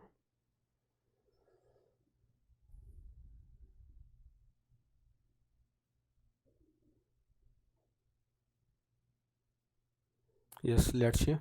देखो अगर क्या करें इसको ना कुछ परफेक्ट स्क्वायर बनाते हैं ना, कुछ परफेक्ट स्क्वायर बनाते हैं तो कुछ ऐसा रहा होगा कि 10 inverse of log 2 to the base, ये क्या बन गया देखो, इसको ऐसा लिख सकते हैं कि x minus 1 whole square plus 1, x minus 1 whole square plus 1 है, x square minus 2x plus 1 और प्लस 1 इस तरह से। अब इसकी रेंज बताओ मुझे ना, इसकी रेंज क्या हो रही है? तो इसकी रेंज है ना सर, इसकी रेंज अगर बात करें तो इसकी रेंज है ना 1 टू इन्फिनिटी रहेगी, क्योंकि ये 0 और ये 1, तो मिनिमम वैल्यू 1 और मैक्सिमम वैल्यू इन्फिनिटी है, तो 1 से लेके इन्फिनिटी रही होगी। और लॉगरिथम में ना जब बात करता हूँ जिसका बेस ऑलवेज 2 है, मतलब बेस ऑलवेज ग्रेटर देन 1 है, तो इसका ग्राफ कुछ ऐसे रहा होगा लॉगरिथम का। और हमें पता है लॉग 1 की वैल्यू ना 0 होती है, तो यहाँ से आगे अगर इसकी रेंज की बात की जाए तो ऑलवेज क्या मिल रही है, इन्फिनिटी मिल रही है, 0 टू इन्फिनिटी रहेगी, क्योंकि ये 1 से लेकर इन्फिनिटी तक जा रहा है ना, तो 1 से लेकर इन्फिनिटी में यह इसका आउटपुट है ना, इसका आउटपुट कुछ ऐसे रहा होगा 0 टू अप टू इन्फिनिटी, क्योंकि log 1 की वैल्यू क्या होती है 0। तो पहले तो ये देखें कि इसका आउटपुट 0 टू इन्फिनिटी आया है, क्या 0 टू इन्फिनिटी 10 इनवर्स एक्सेप्ट करेगा एज ए इनपुट? तो करेगा, क्यों? क्योंकि इसकी डोमेन आर रही होती है, 10 इनवर्स एक्स की डोमेन आर होती है। इट मीन्स एक्स की तो कुछ भी वैल्यू पॉसिबल है सर, डोमेन में तो कोई समस्या नहीं है, डोमेन तो डायरेक्ट लिख दें, क्या रही होगी आर, क्योंकि इस सबका आउटपुट है ना 0 टू इन्फिनिटी मिल रहा है, और 0 टू इन्फिनिटी में 10 इनवर्स एक्स में पॉसिबल होता है। अब रेंज की बात करते हैं, तो इसका 10 इनवर्स एक्स ले लेते हैं, तो 10 इनवर्स ऑफ 0 टू इन्फिनिटी, बताएं जल्दी से, रेंज की वैल्यू क्या रही होगी? 10 इनवर्स 0, टेन थीटा 0 कहाँ पर होता है 0 पर, और 10 इनवर्स इन्फिनिटी कहाँ पर होता है π/2 पर। तो एट 0 पे मैं क्लोज ब्रैकेट यूज करूंगा, और इन्फिनिटी पे मैं π/2 के लिए ओपन ब्रैकेट यूज करूंगा, तो this one will become 0 to π/2। Clear? साथ साथ में ना अदर फंक्शन भी आपके रिवाइज हो रहा है ना, इसमें पता चल रहा है ना कि log x, signum x, g(x), ये सारे फंक्शन काम आते हैं ना। ये ना बेसिक टूल्स हैं आपके कैलकुलस के ना, टूल्स हैं। Clear? Domain and range.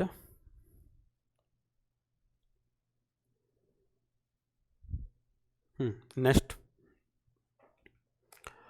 Sign of 10/2, ये तो बहुत ही आसान है ना। इसकी वैल्यू फाइंड करनी, वैल्यू है, तो देखो वैल्यू कभी भी फाइंड करनी हो तो आप क्या करें, जो इस तरह से गिवन है ना ब्रैकेट में, आप इसको थीटा लेट कर लो, कि लेट ये क्या थीटा है, तो मुझे बताएं 10 इनवर्स 2 की वैल्यू अगर थीटा है तो 10 थीटा की वैल्यू कुछ ऐसे रही होगी 2, और 10 थीटा की वैल्यू 2, तो ये क्या बन गया, अगर इसको थीटा लेट किया तो साइन थीटा।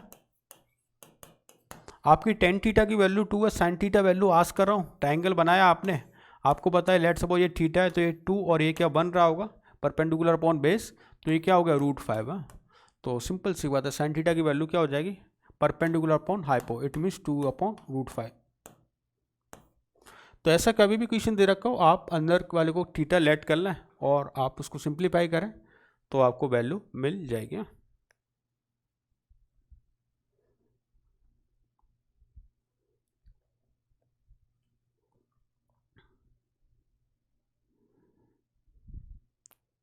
ओके, नेक्स्ट जल्दी से बताओ, जल्दी। 10 बस सेम है, सेम प्रॉब्लम। क्या करो, थीटा लेट कर, इसको अगर थीटा लेट करते हैं तो बताएं 10 थीटा इज इक्वल टू क्या हो गया 3 है, और 10 थीटा इज इक्वल टू 3, तो बात समझ आ गई। अगर एक डायग्राम बनाते हैं तो ये थीटा, ये 3, ये 1, तो ये √10 है, तो कॉस थीटा की वैल्यू क्या हो जाएगी बेस अपॉन हाइपो, तो कॉस थीटा विल बी 1/√10, 1/√10 है।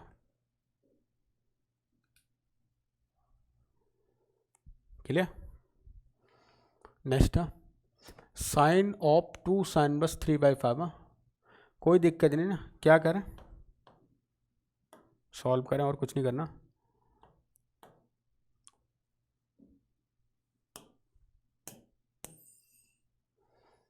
सॉल्व करो इसको ना, साइन बस एक्स को, इसको थीटा लेट कर लिया आपने ना, 3/5 इज इक्वल टू थीटा, तो साइन थीटा की वैल्यू ना, साइन थीटा की वैल्यू क्या होगी 3/5 है। अब देखो ये साइन थीटा की वैल्यू 3/5 है ना, तो ये हमें बहुत ही बखूबी से आना चाहिए। ये फॉर्मूला किसका है, साइन 2 थीटा। तो साइन 2 थीटा मीन्स क्या होता है, 2 sine theta into cos theta. Sine theta की वैल्यू 3/5, तो what is the value of cos theta, तो 2 into this is the 3/5, this will become 4/5 है। तो कितना हो जाएगा 24/25, 24/25। अरे इसमें ट्रिग्नोमेट्री ना, ITF से पहले ट्रिग्नोमेट्री जरूर आनी चाहिए, क्योंकि अगर ट्रिग्नोमेट्री के फॉर्मूला नहीं आते तो हमारे लिए समस्या बन जाएगी। ऑल ट्रिग्नोमेट्रिक फॉर्मूला यूज होंगे यहाँ पर। ओके, या next one, do fast.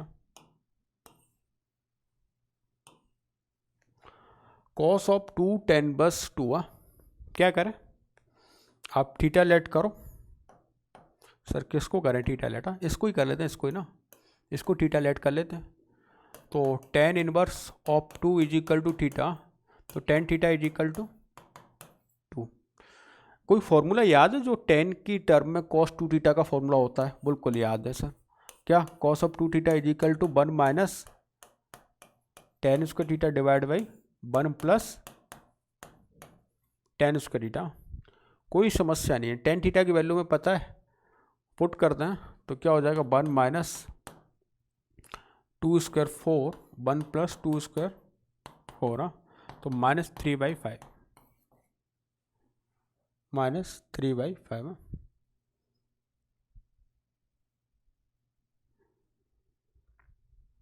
Okay, good ना। नेक्स्ट, अच्छा ये भी सेम है, होमवर्क में कर लेंगे आप, कोई भी चेंज नहीं, थीटा लेट करेंगे बस, जहाँ पर 2 दे रखा वहाँ पर 3 दे दिया। अच्छा हाँ, एक और बात समझना, साइन बस एक्स को ना, साइन बस एक्स को हम आर्क ऑफ साइन एक्स भी लिखते हैं ना, आर्क ऑफ साइन एक्स भी लिखते हैं ना, लिख लेना नोट डाल के इस बात को, साइन बस एक्स है ना, तो इस बात को ना ऐसा भी लिखा जाता है, ये दोनों सेम मीनिंग है, arc sine x, arc sine x, दोनों का मीनिंग क्या है ना, सेम है। तो यहाँ पर है ना कुछ ऐसा ही लिखा हुआ है, देखो ये sine inverse of 3/5 minus cos inverse of 3/5, ऐसा।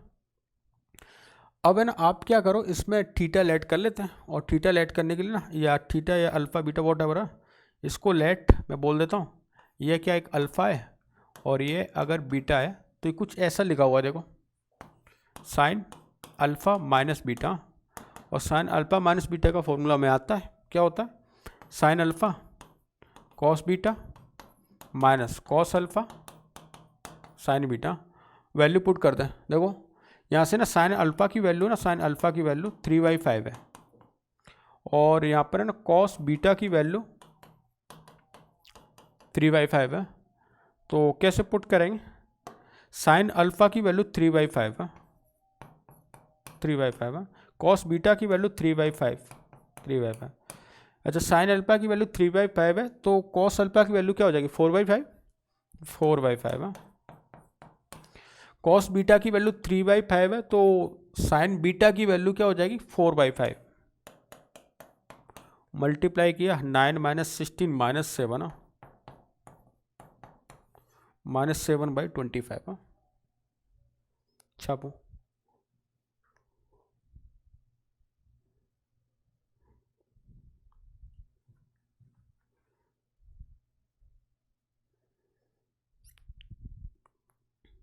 Okay, next, sine of tan inverse of cos of cot inverse of something, समझ गए कहानी, डायरेक्ट वैल्यू पुट कर दो ना, कॉट ऑफ -1/√3 ना, तो कॉट ऑफ 1/3 होता है तो π/3 होता, तो पाई माइनस π/3 2π/3 हो गया, तो ये वैल्यू 2π/3 होगी। इसका आउटपुट कॉस, ये हो गया कॉस ऑफ 2π/3, ये आउटपुट क्या है ना 2π/3 आया, और कॉस ऑफ 2π/3 की अगर मैं वैल्यू आस करता हूँ तो पाई माइनस पाई बाई 3, तो ये भी नेगेटिव आया और नेगेटिव वैल्यू कितनी हो जाएगी इसकी -1/2 है, तो ये है ना -1/2 आया।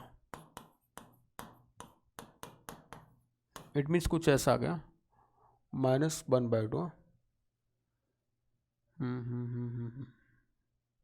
ठीक है, कोई बात नहीं। वैसे तो यहाँ पर क्या 2 का मल्टीप्लाई था ना, 2 का मल्टीप्लाई, कोई बात नहीं, ये आया -1/2। अच्छा, इसको ना आपने थीटा लेट कर लिया, ये थीटा रहा होगा, तो टेन थीटा की वैल्यू क्या होगी -12। टेन थीटा की वैल्यू -12, तो साइन थीटा फाइंड करें। तो देखो, अगर ये थीटा है, ये 1 है और ये 2 है, तो ये कितना होगा √5। अब देखो सुनना, यहाँ पर टेन थीटा की वैल्यू नेगेटिव है, ये टेन थीटा किस में लाइज करेगा, फर्स्ट से फोर्थ में आपको पता है टेन थीटा नेगेटिव है ना, फोर्थ में मिल रहा होगा, तो पर साइन थीटा भी ना फोर्थ में लाइज करेगा, और साइन थीटा की वैल्यू भी आपको नेगेटिव मिलेगी, फोर्थ क्वाड्रेंट में नेगेटिव होता है, तो साइन थीटा को भी क्या लिखेंगे आप, साइन थीटा -1/√5। क्यों माइनस लिया समझ आ गया, क्योंकि टेन थीटा आपको नेगेटिव मिल रहा है और नेगेटिव आपको फोर्थ क्वाड्रेंट में मिलता है, और फोर्थ क्वाड्रेंट में साइन थीटा की वैल्यू भी आपको नेगेटिव मिल रही होगी। Okay, next do this one, good question है, आपके एनसीईआरटी लेवल का क्वेश्चन है, डू फास्ट।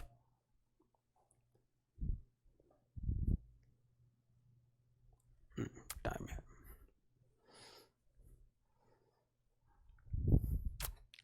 इसको अंदर से थीटा लेट कर लो आप, है ना, किसी प्रॉब्लम को सॉल्व करने से पहले इसको कुछ आपने थीटा लेट कर लिया। जैसे कॉट इनवर्स एक्स को अगर थीटा लेट करते हैं, तो cot theta is equal to क्या हो गया, एक्स मीन्स ये x और ये 1, तो ये 1 + x² रहा होगा। अच्छा, कॉट थीटा की वैल्यू x, तो साइन थीटा, क्योंकि ये साइन थीटा हो गया, अगर इसको थीटा लेट किया तो साइन थीटा की वैल्यू ना कुछ ऐसे हो जाएगी इस ट्रायंगल से, 1/√1 + x²। ओके, तो ये बन गया, तो इट मीन्स क्वेश्चन ये हो चुका कि cos of tan inverse of 1/√1 + x²। अब इसको सिंप्लीफाई करने के लिए इसको फिर से कुछ लेट करना पड़ेगा, और इसको ना हम 5 लेट कर लेते हैं, कि लेट सपोज 5 रहा होगा। इट मीन्स tan phi की वैल्यू ना, tan phi की वैल्यू कुछ ऐसे आ गई 1/√1 + x²। और इसके लिए फिर से ट्रायंगल बना दें, क्योंकि यह बन रहा होगा, यह 1 + x² रहा होगा, और यह आपका 1² + समथिंग 2 + x² रहा होगा, ऐसा बन गया। अच्छा, ये अगर फाई है तो किसकी वैल्यू आस्क कर रहा है, cos phi की, तो cos phi क्या हो जाएगा यहाँ से, बेस अपॉन हाइपो, और बेस क्या है इसका 1 + x² upon 2 + x²। Hence proved, यही प्रूव करना था, क्या था, यही प्रूव करना था। ओके, बेसिक क्वेश्चन है एनसीईआरटी लेवल का ना। नेक्स्ट है ना, if cos inverse x + cos inverse y is equal to 0, find the value of x + y है। गुड क्वेश्चन है, थोड़ा सा लॉजिक लगाना है आपको, लॉजिक है ना, क्या है थोड़ा समझें, क्या क्या कर सकते हैं इसके लिए। देखो यहाँ पर है ना, आपको पता है ये वैल्यू ना ऑलवेज पॉजिटिव लाइज होती है, और पॉजिटिव कहाँ से कहाँ तक, 0 to π, और ये भी क्या है ना पॉजिटिव नंबर है 0 to π। दो पॉजिटिव नंबर का समेशन अगर 0 आता है तो एक ही कंडीशन है, क्या, कि ये भी 0 रहा होगा और ये भी 0 रहा होगा। It means cos inverse of x is equal to 0, और cos inverse of x is equal to 0, and similar cos inverse y is equal to 0। तो क्या वैल्यू आएगी यहाँ से x की, x इज इक्वल टू 1, और यहाँ से भी y इज इक्वल टू 1। क्या पूछा है आपसे, x + y, so that will B 2। समझ गए ना, क्योंकि दो पॉजिटिव नंबर है, जैसे कभी ऐसा लिखा हो a² + b² is equal to 0, तो ये ओनली और ओनली एक ही कंडीशन है, a0 and b will also 0। दो पॉजिटिव नंबर का समेशन तभी 0 पॉसिबल है जब वो दोनों 0 रहे होंगे। ओके, तो सिंप्लीफाई नहीं करना, बेसिक लॉजिक लगाना, लॉजिक से आप क्वेश्चन फास्ट कर सकते हैं ना। Next do this one is also same problem है। कर बताएं, जल्दी से बताएं मुझे आंसर क्या आएगा। Cosmos x plus cosmos y plus cosmos z is equal to 3 5, find the value of x plus y plus z. ये भी सेम प्रॉब्लम है।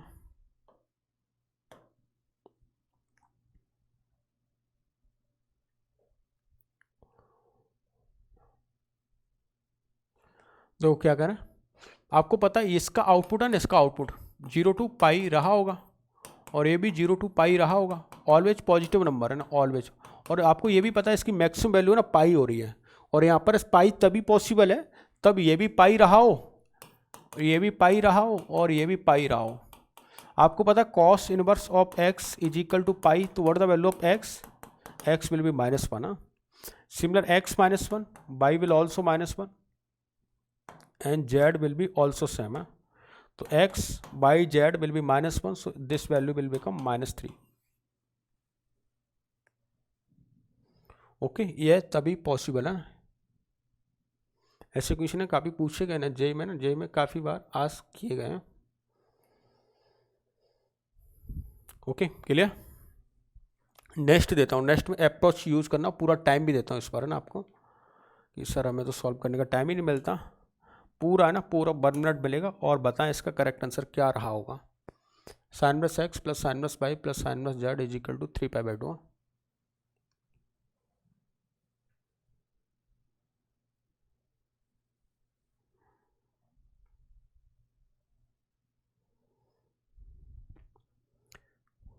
थर्टी सेकेंड में आंसर आ जाना चाहिए अगर लॉजिक आपका क्लियर है तो।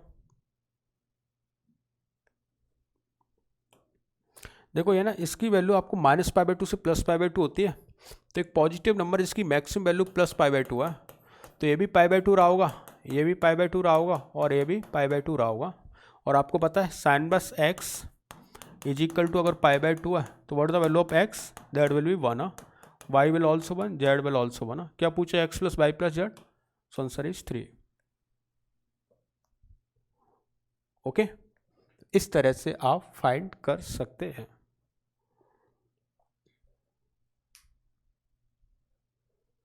Clear. Next, true and false identical function है या नहीं है। अच्छा क्वेश्चन है, लॉजिक से समझते हैं ना। उन विद्यार्थियों के लिए बहुत आसान है जिन्होंने फंक्शन का आइडेंटिकल फंक्शन या इक्वल फंक्शन स्टडी किया हुआ है ना। किसी भी आइडेंटिकल फंक्शन और इक्वल फंक्शन तब डिफाइन होते हैं जब उसकी 3 कंडीशन थी। किस किस को याद आ गया, मन में याद कर लो और जल्दी से बता दो। 3 कंडीशन ये थी सर, पहले तो domain of f is equal to domain of g हो जाए। Second condition range of f is equal to range of g हो जाए, दोनों फंक्शन की रेंज इक्वल हो, डोमेन इक्वल हो। या तीसरी condition f of x is equal to g x हो जाए, where x is belongs to domain of f और डोमेन ऑफ जी है, क्योंकि दोनों की डोमेन तो सेम रही होगी। ये कंडीशन फुलफिल करता है तो बोलते हैं फंक्शन आइडेंटिकल या इक्वल फंक्शन है। तो देख लेते हैं, जैसे इस फंक्शन की डोमेन की बात करते हैं तो वैसे तो सिग्नम एक्स की डोमेन आर होती है, लेकिन डिपेंड करता है इस पर। तो कॉट प्लस एक्स का ना आउटपुट है ना, आउटपुट इसकी डोमेन है ना, डोमेन क्या होती है, आर होती है, और इसका हर एक इनपुट इसमें एक्सेप्टेबल है। तो फर्स्ट फंक्शन की डोमेन क्या रही होगी, आर। तो domain of this one is R. ये तो वैसे ही पता है, वन है, एक कांस्टेंट फंक्शन है, डोमेन इसकी भी आर रही होगी। रेंज की बात करते हैं तो कॉट प्लस एक्स का ना आउटपुट, कॉट प्लस एक्स का आउटपुट है ना, ये सिग्नम कॉट प्लस एक्स का आउटपुट है 0 to π रहता है, 0 to π है, और 0 to π एक पॉजिटिव नंबर है। सिग्नम में जब पॉजिटिव इनपुट देते हैं ना तो सिग्नम का आउटपुट है ना एलिमेंटल वैल्यू ऑफ +1 रहता है, तो ये ऑलवेज +1 रहेगा ना।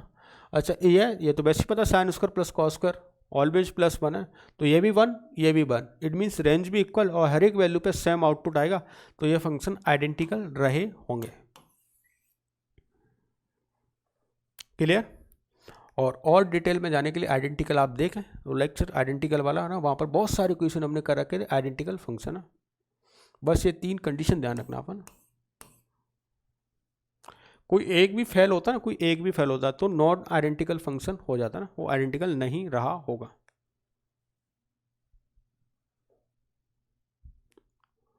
Okay next. अच्छा next okay okay, good question है, गुड क्वेश्चन। एक दो क्वेश्चन है एक्चुअली, दोनों को समझते हैं वन बाय वन ना, दोनों सिमिलर टाइप के ना। अगर 10+x of x square plus 2x plus alpha function is onto, then find the value of alpha. देखो कोई भी फंक्शन अगर ऑन टू रहता है ना, ऑन टू रहता है, तो ऑन टू होने के लिए कंडीशन क्या होती है कि उसकी कोडोमेन और उसकी रेंज अगर इक्वल हो जाए तो फंक्शन ऑन टू रहा होगा। जिसमें फर्स्ट बात करता हूँ इस वाले क्वेश्चन की ना, इस वाले क्वेश्चन की। तो अगर इसकी इसके फंक्शन क्या गिवन है आपको, 10 of x square plus 2x plus alpha is equal to, इसकी कोडोमेन क्या गिवन है 0 to π/2, तो इसकी रेंज के इक्वल कर देता हूँ कि इट मीन्स इस फंक्शन की वैल्यू ना आपकी यह रहनी चाहिए 0 to π/2। अच्छा, जब ये 0 to π/2 है, अगर इसका 10 लेता हूँ बहुत साइड में, तो ये क्या बन गया x square plus 2x plus alpha is equal to, अच्छा अच्छा अच्छा, ये वैल्यू ना, ये वैल्यू किसके इक्वल हो रही, 10 0 0 होता है, और 0 to क्या मिल रही, 0 to इन्फिनिटी मिल रही है। अच्छा, 0 to इन्फिनिटी का मतलब है कि यह क्वाड्रेटिक रहा है सर, इस क्वाड्रेटिक की वैल्यू आपको always greater than equal to 0 रही होगी। और किसी क्वाड्रेटिक की वैल्यू जब ग्रेटर देन इक्वल टू 0 रही हो, उसका लीडिंग कोएफिशिएंट ऑलवेज पॉजिटिव हो, तो आपको ग्राफ याद आ गया ये वाला ग्राफ होता है जो यहाँ पर टच करेगा। और इस कंडीशन, क्योंकि इसका ए पॉजिटिव है और इसके लिए कंडीशन क्या होती है, ए पॉजिटिव है, डी इज इक्वल टू 0 कर दो आप ना, डी की वैल्यू 0 कर दें, और डी इसका होगा क्या 2 square minus 4 alpha is equal to 0, तो अल्फा की वैल्यू 1 आ गई, अल्फा की वैल्यू 1 आ गई। मैं फिर से रिपीट कर देता हूँ, इसकी डोमेन, उसकी कोडोमेन और रेंज इक्वल होनी चाहिए। इसकी रेंज हमने फाइंड करी 0 to इन्फिनिटी, 0 to इन्फिनिटी का मतलब क्या है, always greater than equal to 0 रहा होगा। इट मीन्स ये ग्राफ आपका टच करेगा, और इसके लिए कंडीशन होती है ए ग्रेटर देन 0, जो कि 1 है तो ग्रेटर देन है, इसके लिए कंडीशन अप्लाई करिए डी इज इक्वल टू 0, तो वहाँ से अल्फा की वैल्यू आपको 1 मिल गई है। इसके लिए देख लेते हैं, इसमें रेंज कंसेप्ट तो दोनों में ही सेम है, बट थोड़ी सी इसमें कोडोमेन डिफरेंट दे रखी है। तो 10 inverse of x square plus 2x plus alpha is equal to क्या है इस बार, -π/4 टू π/2। जैसे -π/2 टू π/2 दे रखा है, तो 10 अगर इसका लेता हूँ तो कुछ ऐसा हो जाएगा x square plus 2x plus alpha. इसकी रेंज की बात करते हैं तो इसकी रेंज कुछ इस तरह से हो रही है, अगर ये लेते हैं तो ये वैल्यू ना -1 टू इन्फिनिटी हो रही है। इट मीन्स इसकी वैल्यू ना -1 से ग्रेटर देन इक्वल टू मिल रही होगी, और -1 से ग्रेटर देन इक्वल टू मिलने के लिए क्या कर दो, ग्रेटर देन इक्वल टू -1। अगर इसको इधर लाता हूँ तो x square plus 2x plus alpha plus 1 है, greater than equal to 0। Again same condition होगी, ए इसका पॉजिटिव है और ए पॉजिटिव है, डी की वैल्यू क्या कर देता हूँ इक्वल टू 0 कर देता हूँ। ग्राफ ऐसा कुछ चाहिए मुझे, ये ग्राफ है ना, ए इसका पॉजिटिव है, डी इक्वल टू 0 कर देता हूँ। इसका डी इक्वल टू 0 करने के लिए आपको अगेन क्या करना पड़ेगा, 2 square minus 4 into alpha plus 1, 4 cancel out, हाँ, तो अल्फा इज इक्वल टू क्या हो गया 0, सही है, अल्फा इज इक्वल टू 0। तो इसके लिए ना अल्फा इज इक्वल टू 0 रहा होगा, और इसके लिए अल्फा इज इक्वल टू 1 रहा होगा। दोनों यही प्रॉब्लम थी, लेकिन इससे पहले ना ये ऑन टू वाला कंसेप्ट क्लियर जरूर होना चाहिए, और ऑन टू वाला कंसेप्ट क्लियर होने के लिए आपको फंक्शन के टाइप्स जरूर आने चाहिए। क्लियर है तो गुड। तो मैं समराइज कर देता हूँ आज का ना लेक्चर, काफ़ी एक अच्छा और ऐसा मान सकते हैं कि इम्पोर्टेंट लेक्चर था, फर्स्ट लेक्चर ITF का। और ये इसमें हमने स्टार्टिंग में देखा था इनकी रेंज, डोमेन और बेसिक फंडामेंटल ऑफ ITF है। सबसे इम्पोर्टेंट ये टेबल है आज के लेक्चर में, ये टेबल समझ आ गई, टेबल ये अगर याद होगी तो मैं रेंज डोमेन के क्वेश्चन करना आसान है। उसके बाद हमने हर एक फंक्शन का ग्राफ्स देखे हैं, उनसे रिलेटेड उनकी प्रॉपर्टीज देखी है। ग्राफ हमने दोनों तरीके से बनाना सीखा है, एक तो रिफ्लेक्शन लेकर, और दूसरा हमने क्या एंटी क्लॉकवाइज रोटेशन करके, और देन उसका बाई इजिकल टू एक्स के अबाउट मिरर इमेज लेकर, है ना। दोनों तरीके हमने ग्राफ के देखे। इसमें sine inverse x, cos inverse x, tan inverse x, cot inverse x, sec inverse x, cosec inverse x, है ना, इत्यादि फंक्शन का हमने डिस्कशन यहाँ पर किया हुआ है विद इनकी प्रॉपर्टीज हैं। उसके बाद हमने इन पे क्वेश्चंस किए हैं, रेंज डोमेन पे बेस्ड क्वेश्चन जिसमें आपके फंक्शंस का यूज हो रहा है। और उसके बाद हमने इसके और ITF के क्वेश्चंस किए, कुछ बेसिक प्रॉपर्टी से रिलेटेड किए, और फाइनली हमने एक ऑन टू का क्वेश्चन किया है, ओके इस तरह से आज का लेक्चर कंप्लीट हुआ। कल आने वाले लेक्चर में हम इससे डिस्कशन करने वाले इसकी प्रॉपर्टी, जो कि काफ़ी इंपॉर्टेंट है। लेकिन प्रॉपर्टी से पहले मैं कल एक बार फिर से रिवाइज कर दूंगा। अगर इस लेक्चर में कोई भी डाउट रहा हो तो अपन कल डिस्कशन में जरूर देखेंगे। ओके तो आप एक कंप्लीट रिवाइज करके आए। मैं आपको होमवर्क के लिए अभी सीट में से कुछ ना करें, आपके पास अगर एनसीईआरटी है तो एनसीईआरटी से क्वेश्चन एनसीईआरटी से क्वेश्चन सॉल्व कर सकते हैं।